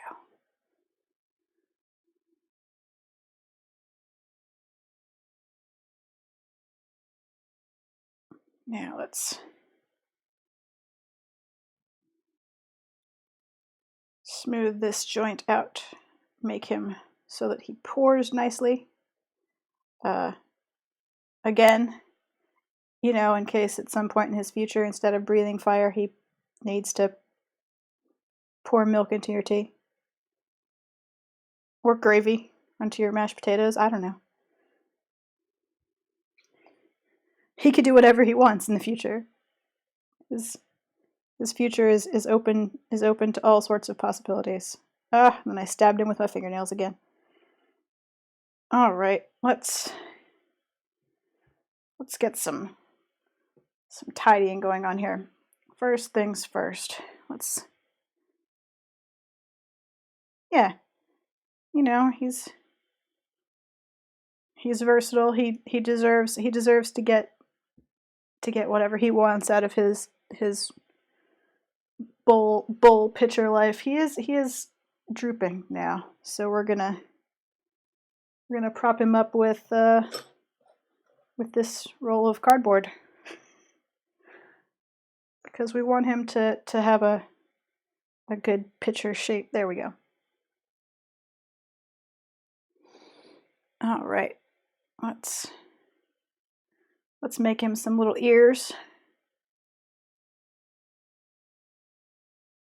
because I feel like sort of the ears spike combination is one of the best parts of Sheepguana, because sheep ears are amazing. I love sheep ears. They're adorable. They're some of the best ears.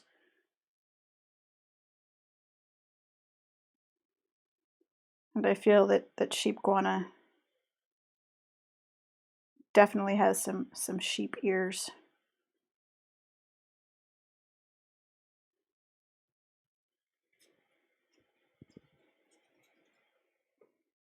Yeah, sheep ears kind of bring the adorable factor in, you know. Because as I mentioned, my friend Hannah painted an amazing, terrifying demon god of a Sheepguana. I just went straight for adorable adorable icon that probably yawns and like has a butterfly friend. Like, he's just very, very lovable, charming, and wholesome. So, you know, that's where I went with it.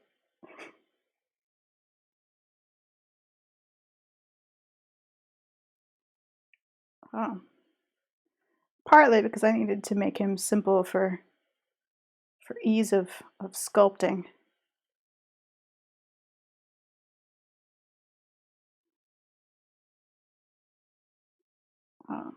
Because, you know, Sheepguana ears. Okay, which way do they, like that? They're like pointed down a little bit. I feel like pointed down a little bit. Kind of there. And there. Oh no.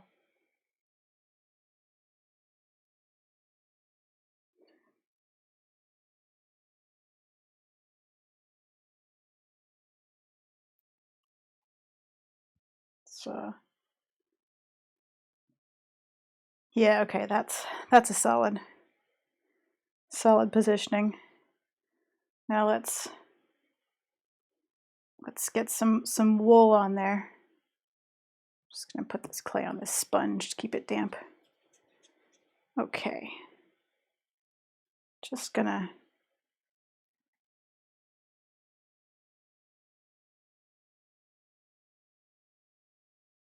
add sort of a sort of a wool crown.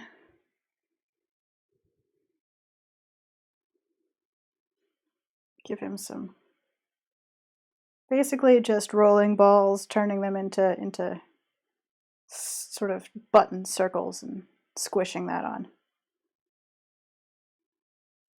Because that seems like the appropriate way to make wool on a Sheepguana's sculpture. Yeah, it was a beautiful, amazing Sheepguana bordello. It was silk and pillows and just everything a Sheepguana goddess could ask for.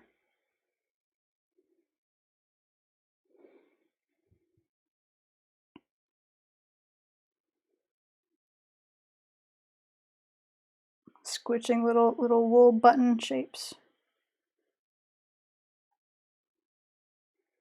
Look, you have to spin and card iguana wool somehow.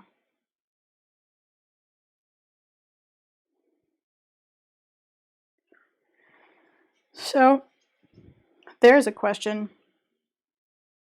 What are the properties besides fire retarding? What are the properties of Sheepguana wool? Is it particularly strong and sturdy? Is it hard to spin? Do you have to have a special tool to shear a Sheepguana? I feel like these are things that we should know.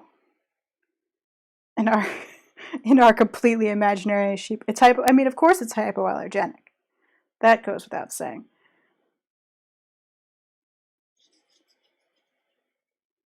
That makes perfect sense.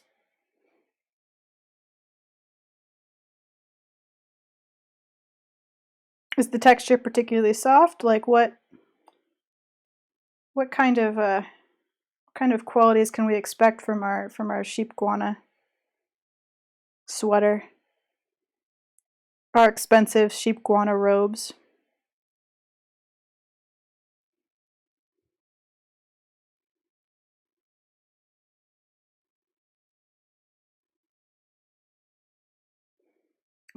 Breathability, sturdiness, stain resistance, hypoallergenic, and a pain to card and spin.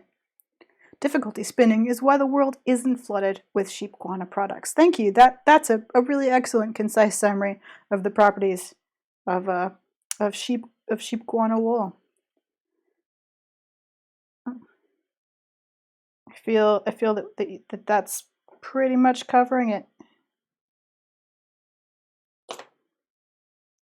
I mean, I think that there's also a certain amount of difficulty in the care and shearing of Sheepguana that helps keep the wool less common, if you will.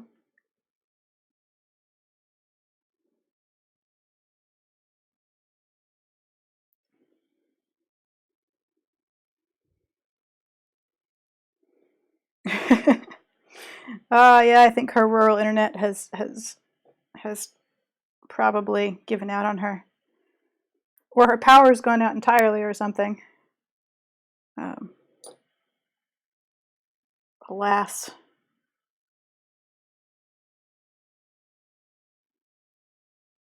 Rural internet is the worst.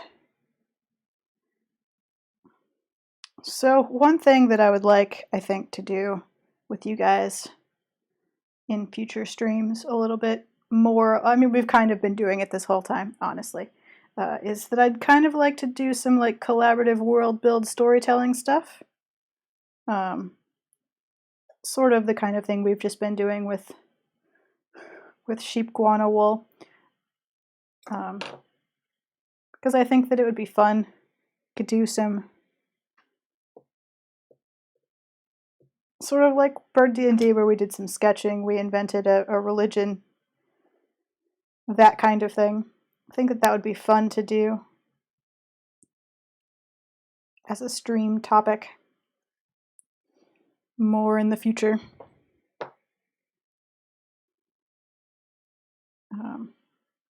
Maybe build out some Bird D&D lore. something like that. Just have some fun doing some collective story stuff. Maybe make a bird D&D party collectively as we go.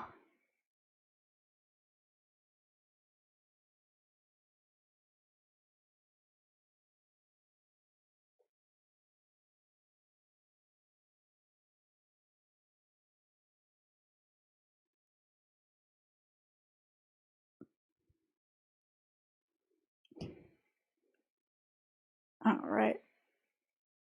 I mean, maybe. I mean, I think I'm gonna give him some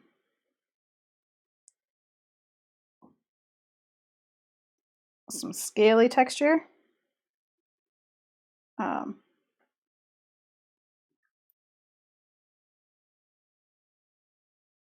But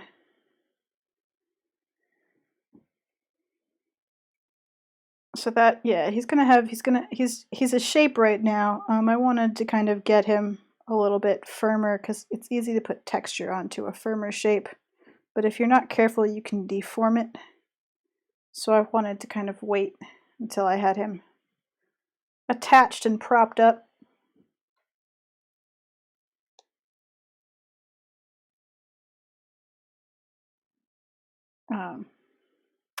Now, however, I've reached a problem. I need to turn the sheep. I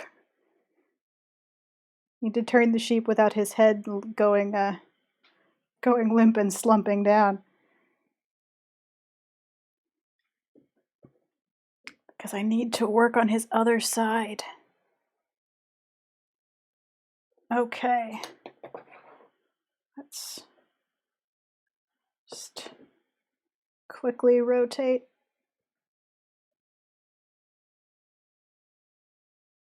Rotating the Sheepguana. Put his chin rest back in place there.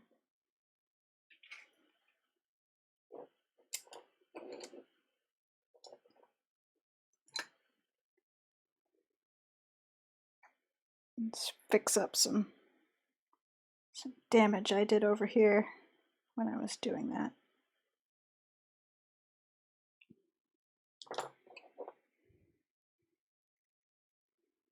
I mean, he didn't really want to be turned, but he needed to be. Sort of like training your animals to behave nicely for medical examinations. You know, we needed to see the other side of the Sheepguana, is what I'm saying. It was important.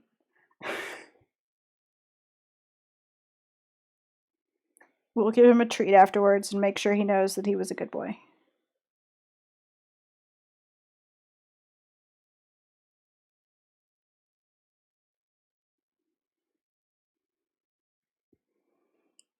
Get a little bit of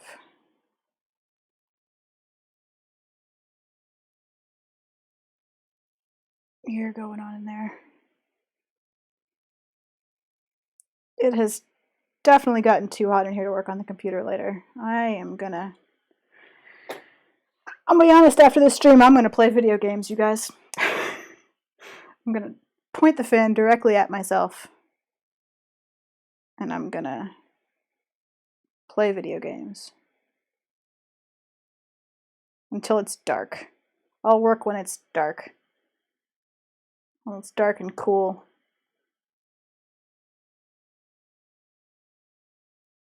And I don't risk melting my laptop trying to use Photoshop and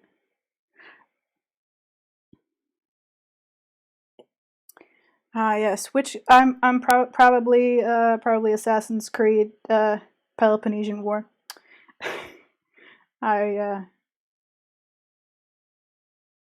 I've realized that I can just recruit anyone I want and then like later fire them and there are no consequences, so no one's gonna die. It's not gonna be assassin anything anymore. It's just gonna be me trying to break the Peloponnesian War. Which is fine. Yeah, and California weather today. This is Northern California, so of course no one has any air conditioning. So the fact that it's 90 outside is awful. But yeah, Assassin's Creed Odyssey. So far, doesn't seem to demand I take sides in a war. So much like I played Skyrim, I intend to hate both sides and attempt to foil them equally.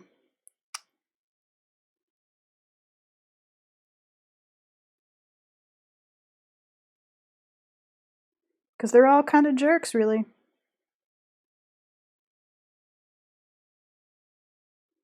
Ah, yes. I I do not envy those desert living folks who are like, it's 110 right now.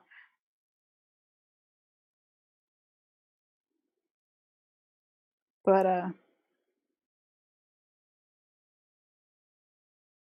but yeah, there is no AC here. So we're living in desert rules. Everything is closed. We've blacked out the windows. Trying to keep it as cool as we possibly can.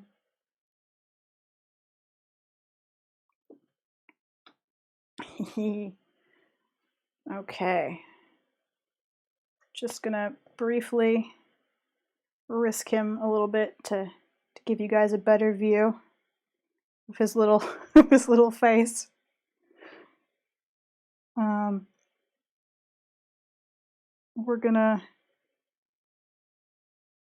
We're gonna wait for a bit to put his dewlap on because I want him to be a little bit more firmly. He's not sagging as badly, but I want him to just set a little bit here in place with his chin rest before I add a dewlap.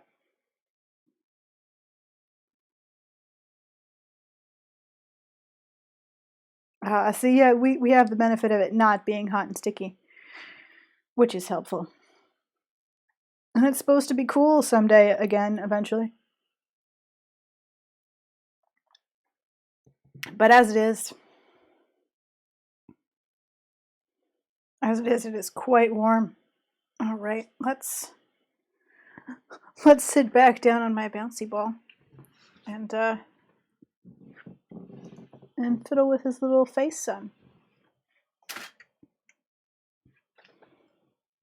I did not really pay attention to my iguana reference, so I don't remember exactly how their sort of nostrils work. So that's a thing. This is the wrong tool. There it is.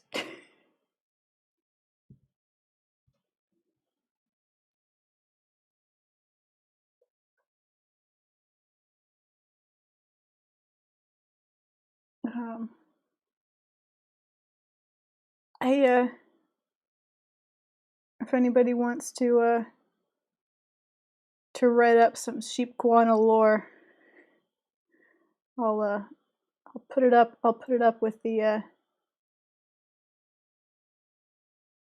final art, so the world knows what we have done. Otherwise, I will write it from memory, which means it could be very wrong, because I'll just say whatever I remember happening.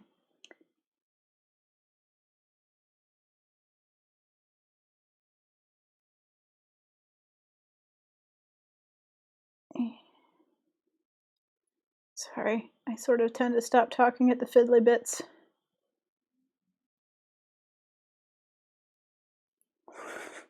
When I have to make sure I don't mess things up.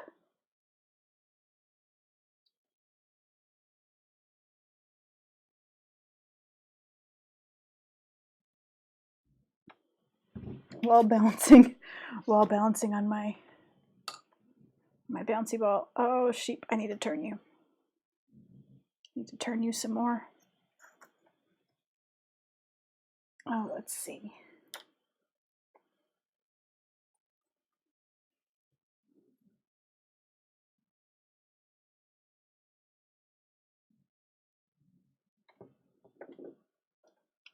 Oh no.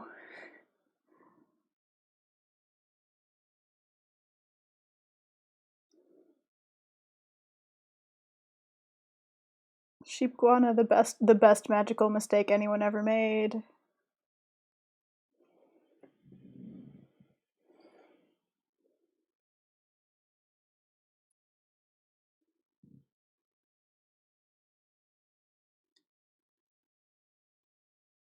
Okay.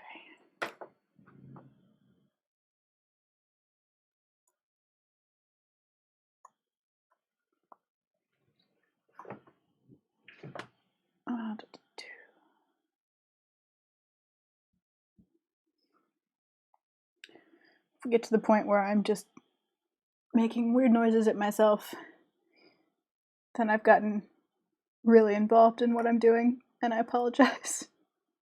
Just be here like, do do do. Oh no. I stabbed him. Must be more careful with my tools.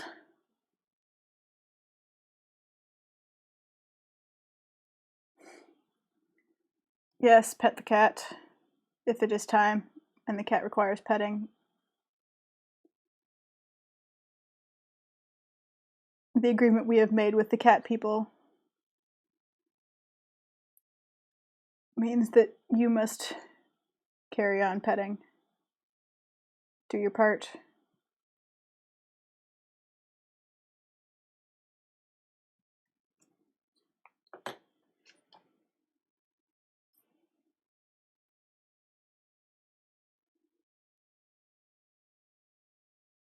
My cat doesn't talk a whole lot. He does sometimes when he's hungry, but for the most part, he only does until you're looking at him, and then he has a very silent kind of meep meow. Because he knows you're paying attention and he wants to sound sad.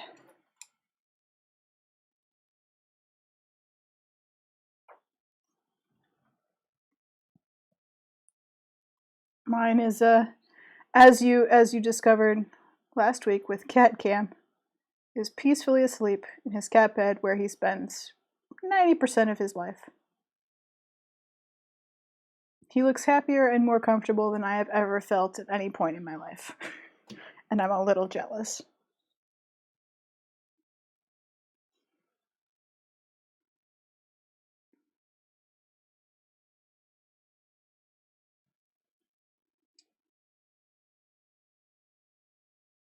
Ah, yes, Siamese, the complaining cats.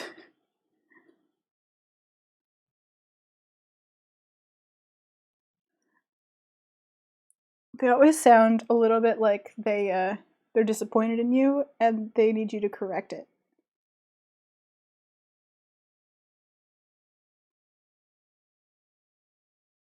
Like Siamese cats are asking for your manager.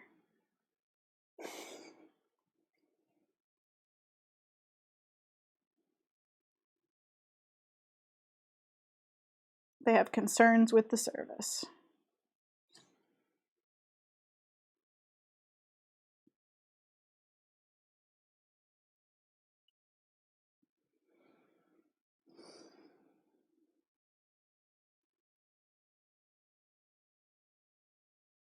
Whereas my cat mostly sounds like he's just desperately sad. Just so sad. Just like, where are you? Why don't you love me? Why doesn't anyone love me?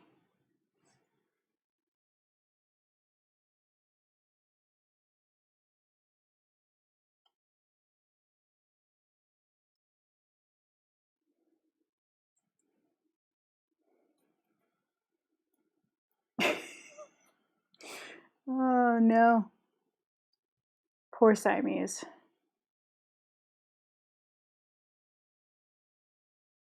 Oh, I should really find some reference of iguana somehow. Let's get some clay on my mouse. Surely I put some somewhere. Oh, it would have been helpful if I'd left it open. But I didn't. Let's get some more clay on my keyboard. Iguana. Images. Iguana face. Excellent. Now to put this somewhere where I can still see chat. There we go.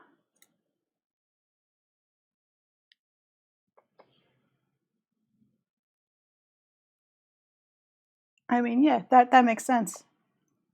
They need a decidedly unflammable enclosure.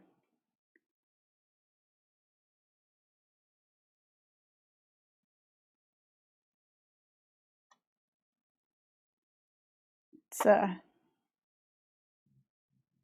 mean, I feel like even if you're their chosen shepherd, you know, sometimes you just need to be sure you keep them in a place where there's not a whole lot of destruction they can do. Like maybe they won't get out, but they'll definitely cause some problems. All right, let's.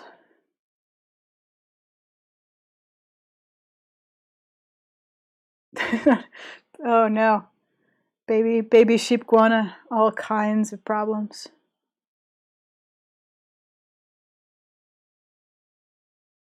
A long nostril, and then how are we gonna do scales?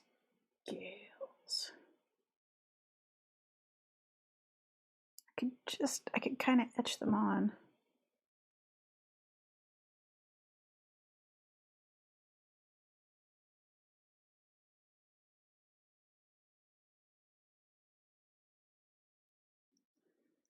How do I feel about that? Pretty good. Okay. Buckets of what? Oh no, just little sheepguana just lighting things on fire for fun as they play with their friends.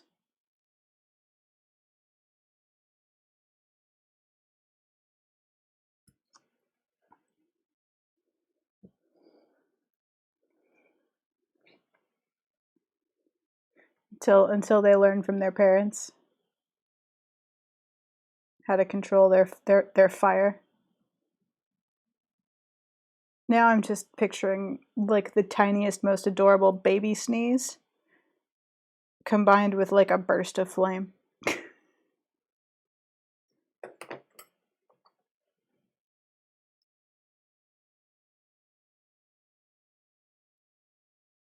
I don't actually know if either sheep or iguanas sneeze.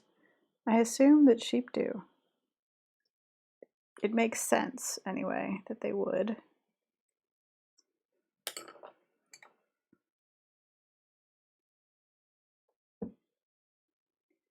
All right.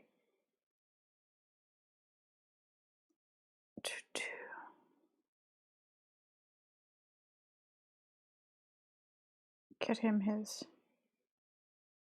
big circle there.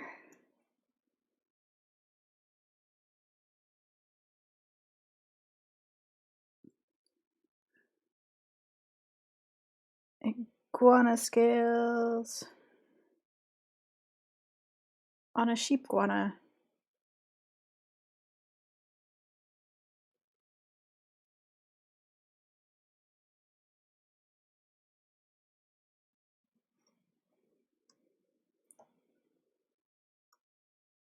Just getting a little bit of texture on there. So he has that iguana feel. You know? That sheepguana.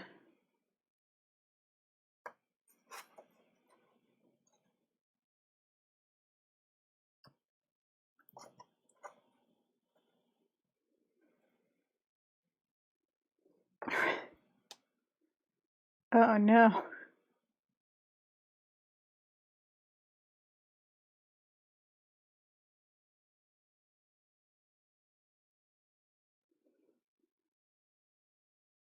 The sheepguana are at it again.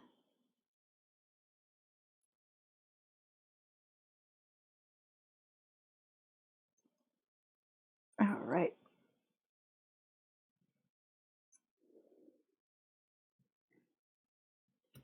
And I've kind of got like a row of scales along their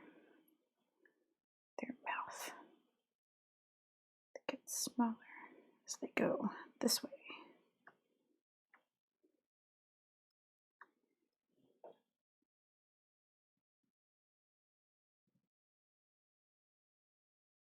Scales.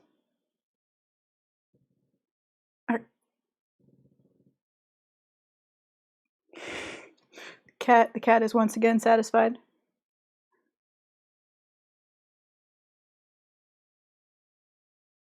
All right.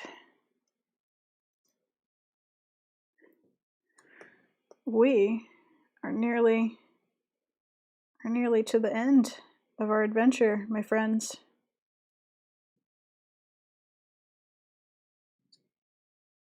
There's more Sheepguana to go, obviously. But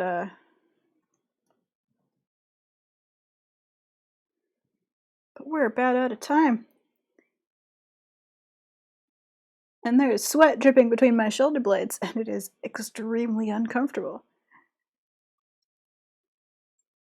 So, I'm gonna do some more scales here. And then, against my better judgment, I'm gonna stick that tail on so that you guys can see a more or less whole form here.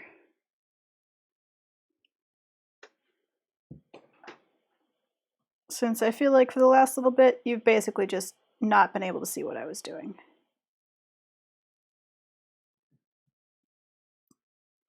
So, for reference,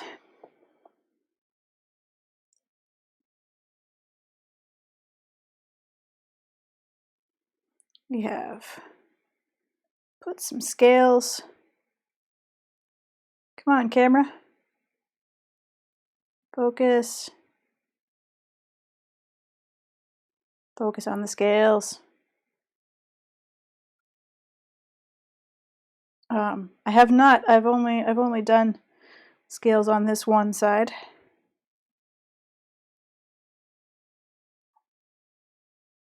Oh, camera, I really want you to focus on the thing that I am doing, and not the table.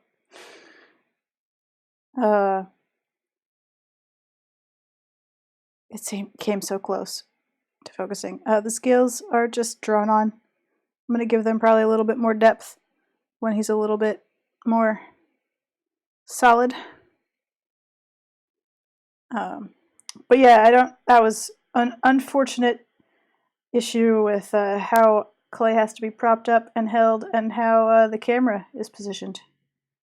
That should probably be considered for correction in the future. But I feel like this is setting up pretty well. I still going to prop his little head up a bit when it sits to dry, but I feel like the bowl itself is getting nice and sturdy. So before we go, in our last little bit here, we are going to give him a tail. To do that, I'm going to pull this out and trim it so that it's sort of the length and shape I want it to be.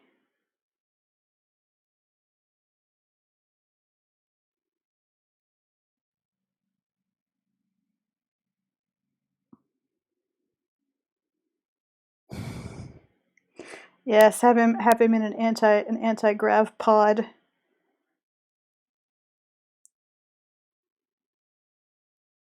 The secret uses for science fiction devices in art. All right.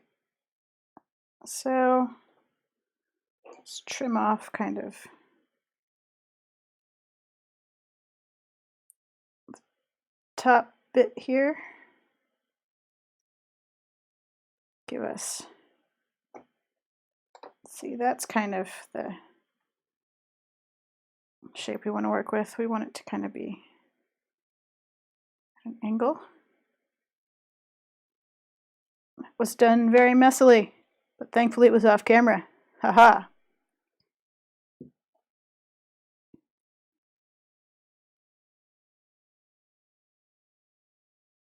Yeah, localized anti-gravity would be extremely useful for a lot of things. If I was living in if I was living in the Star Trek universe, I would definitely still be an artist. And I would be using it to solve all sorts of extremely specific esoteric problems.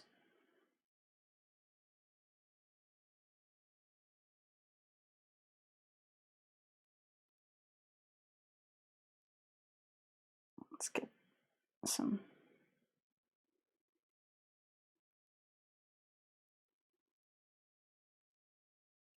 Fishing line. Fishing line will not help. Anti-gravity. It will cut clay cleanly like a cheese knife.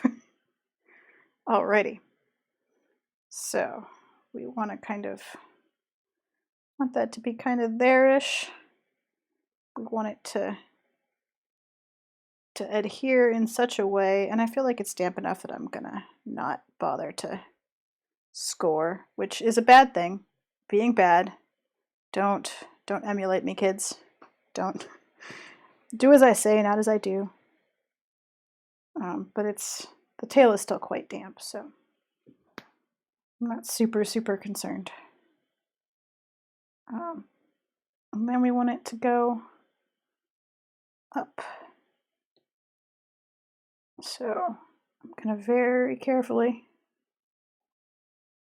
lift my sheep so that I can squidge the tail. Now it's not in focus. See, now it's in focus, but only for a moment. Squidge the tail on, nice and firmly. Get some of that spare clay off.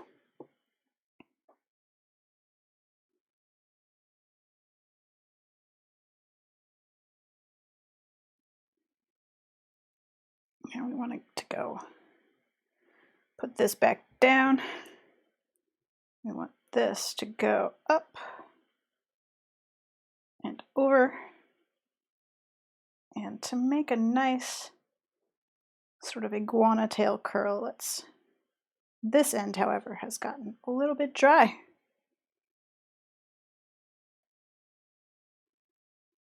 Yeah, I'm gonna have to put something down besides this sad cutting mat. It's not a great surface for clay, but it's better than the wood of the table. Maybe I'll cover it in canvas or something.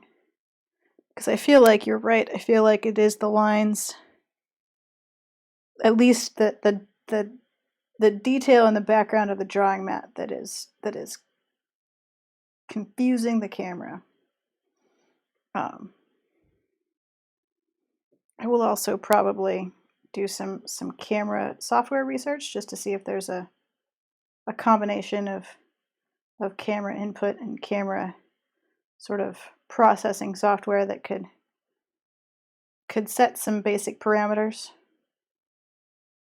for its little camera brain's choices. But I am happy with the picture quality, which is a big plus over previous camera, which was unacceptable. Alrighty. This time let's actually score here, because this bit is the bit that will definitely come loose. This is the bit that will come detached later. The most likely bit. Alrighty. Pinch off that extra clay. Squidge that down. So what we're going to need to do is support this so that it keeps its curve while it dries. But for the moment, as we sort of start to wrap up here, just going to give you guys the side view of the epic Sheepguana bowl. There we go.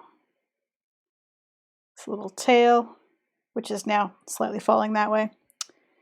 His pinch bowl body, his little folded up legs, and his It has iguana head that is also for pouring. So it's tube. And I'm just gonna put this down and get some stuff fixed up here. Plastic cup. Yeah, plastic cup. Perfect.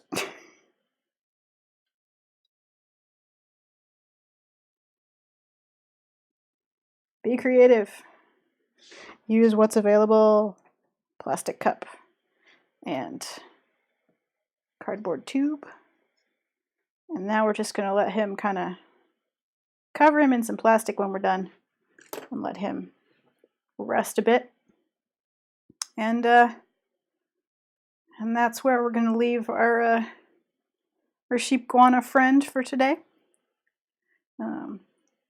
I don't think I would probably finish. It's so hot here that I'm worried how fast he'll dry, so I'm probably going to finish him later today or sometime over the weekend, as opposed to waiting for another stream, because that is another problem with ceramics. It's got a time limit. So next time you see him, he will be a photo of ideally a finished Sheepguana sculpture adventure. I hope you guys enjoyed the thing you have caused to happen today. I enjoy the unpredictability of what happens when I do these polls on Twitter, and I enjoy what people come up with. Next week will probably be an abbreviated stream because I have quite a bit of work to get done next week on kind of an aggressive schedule. So I'll probably do something a little bit shorter like I did before.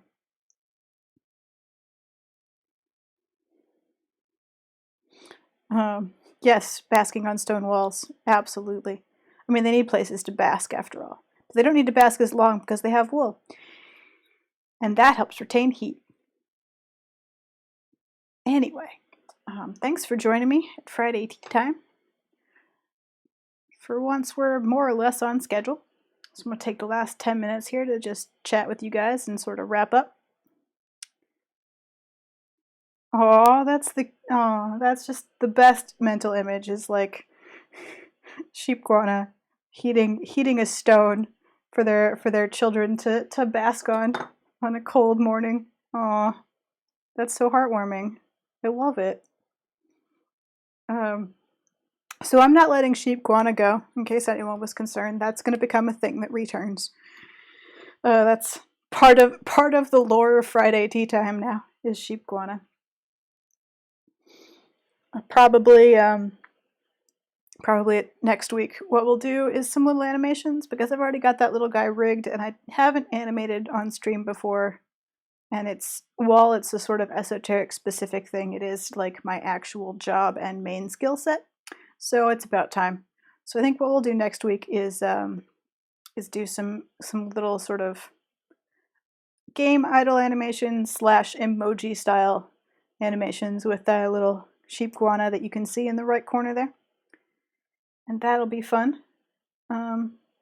Let's quickly address the future of bird D&D briefly while we're here.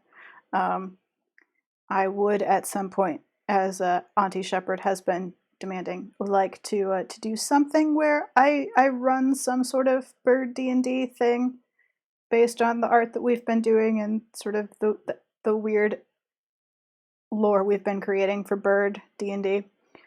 So I think the next thing that I will do in direction of that is probably have some more character concept, like another character concept sketch stream where you guys come up with sort of bird class kind of combinations, and we have a little bit of fun there. Do some more group storytelling, world building stuff.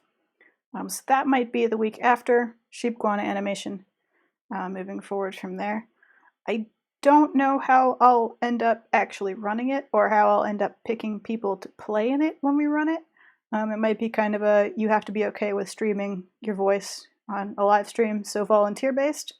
But I might also use it as some sort of way to launch a Patreon, where people sort of enter by being a patron, you enter a drawing to get the opportunity to play Bird D&D. Not sure. Going to think about it some more, kind of figure it out. But in the meantime, we'll draw more birds dressed in armor and invent classes for them. Somebody needs to come up with a really good bird druid for me. So that's your homework, chat, is to come up with an excellent idea for a bird druid. Remember that I prefer extremely strange, weird birds like secretary birds and frigate birds and such. So keep that in mind when you try to come up with weird bird druids.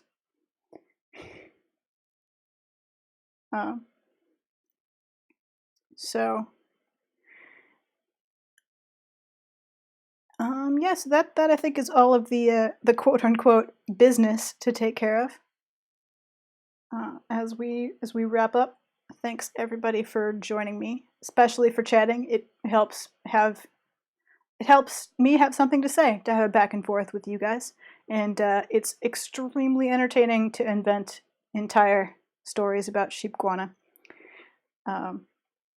So thanks for joining me. I hope you've enjoyed this little sculpture session. I hope you've enjoyed the fact that Sheepguana is a thing that now exists, that we can never now get rid of. It is forever. Sheepguana is forever. And I hope you guys have a great rest of your Friday. I'm going to go try and cool off in a cold shower, make some iced tea that doesn't taste like turpentine, and play with some fun Greek murders. And I will see ya next Friday tea time. Bye!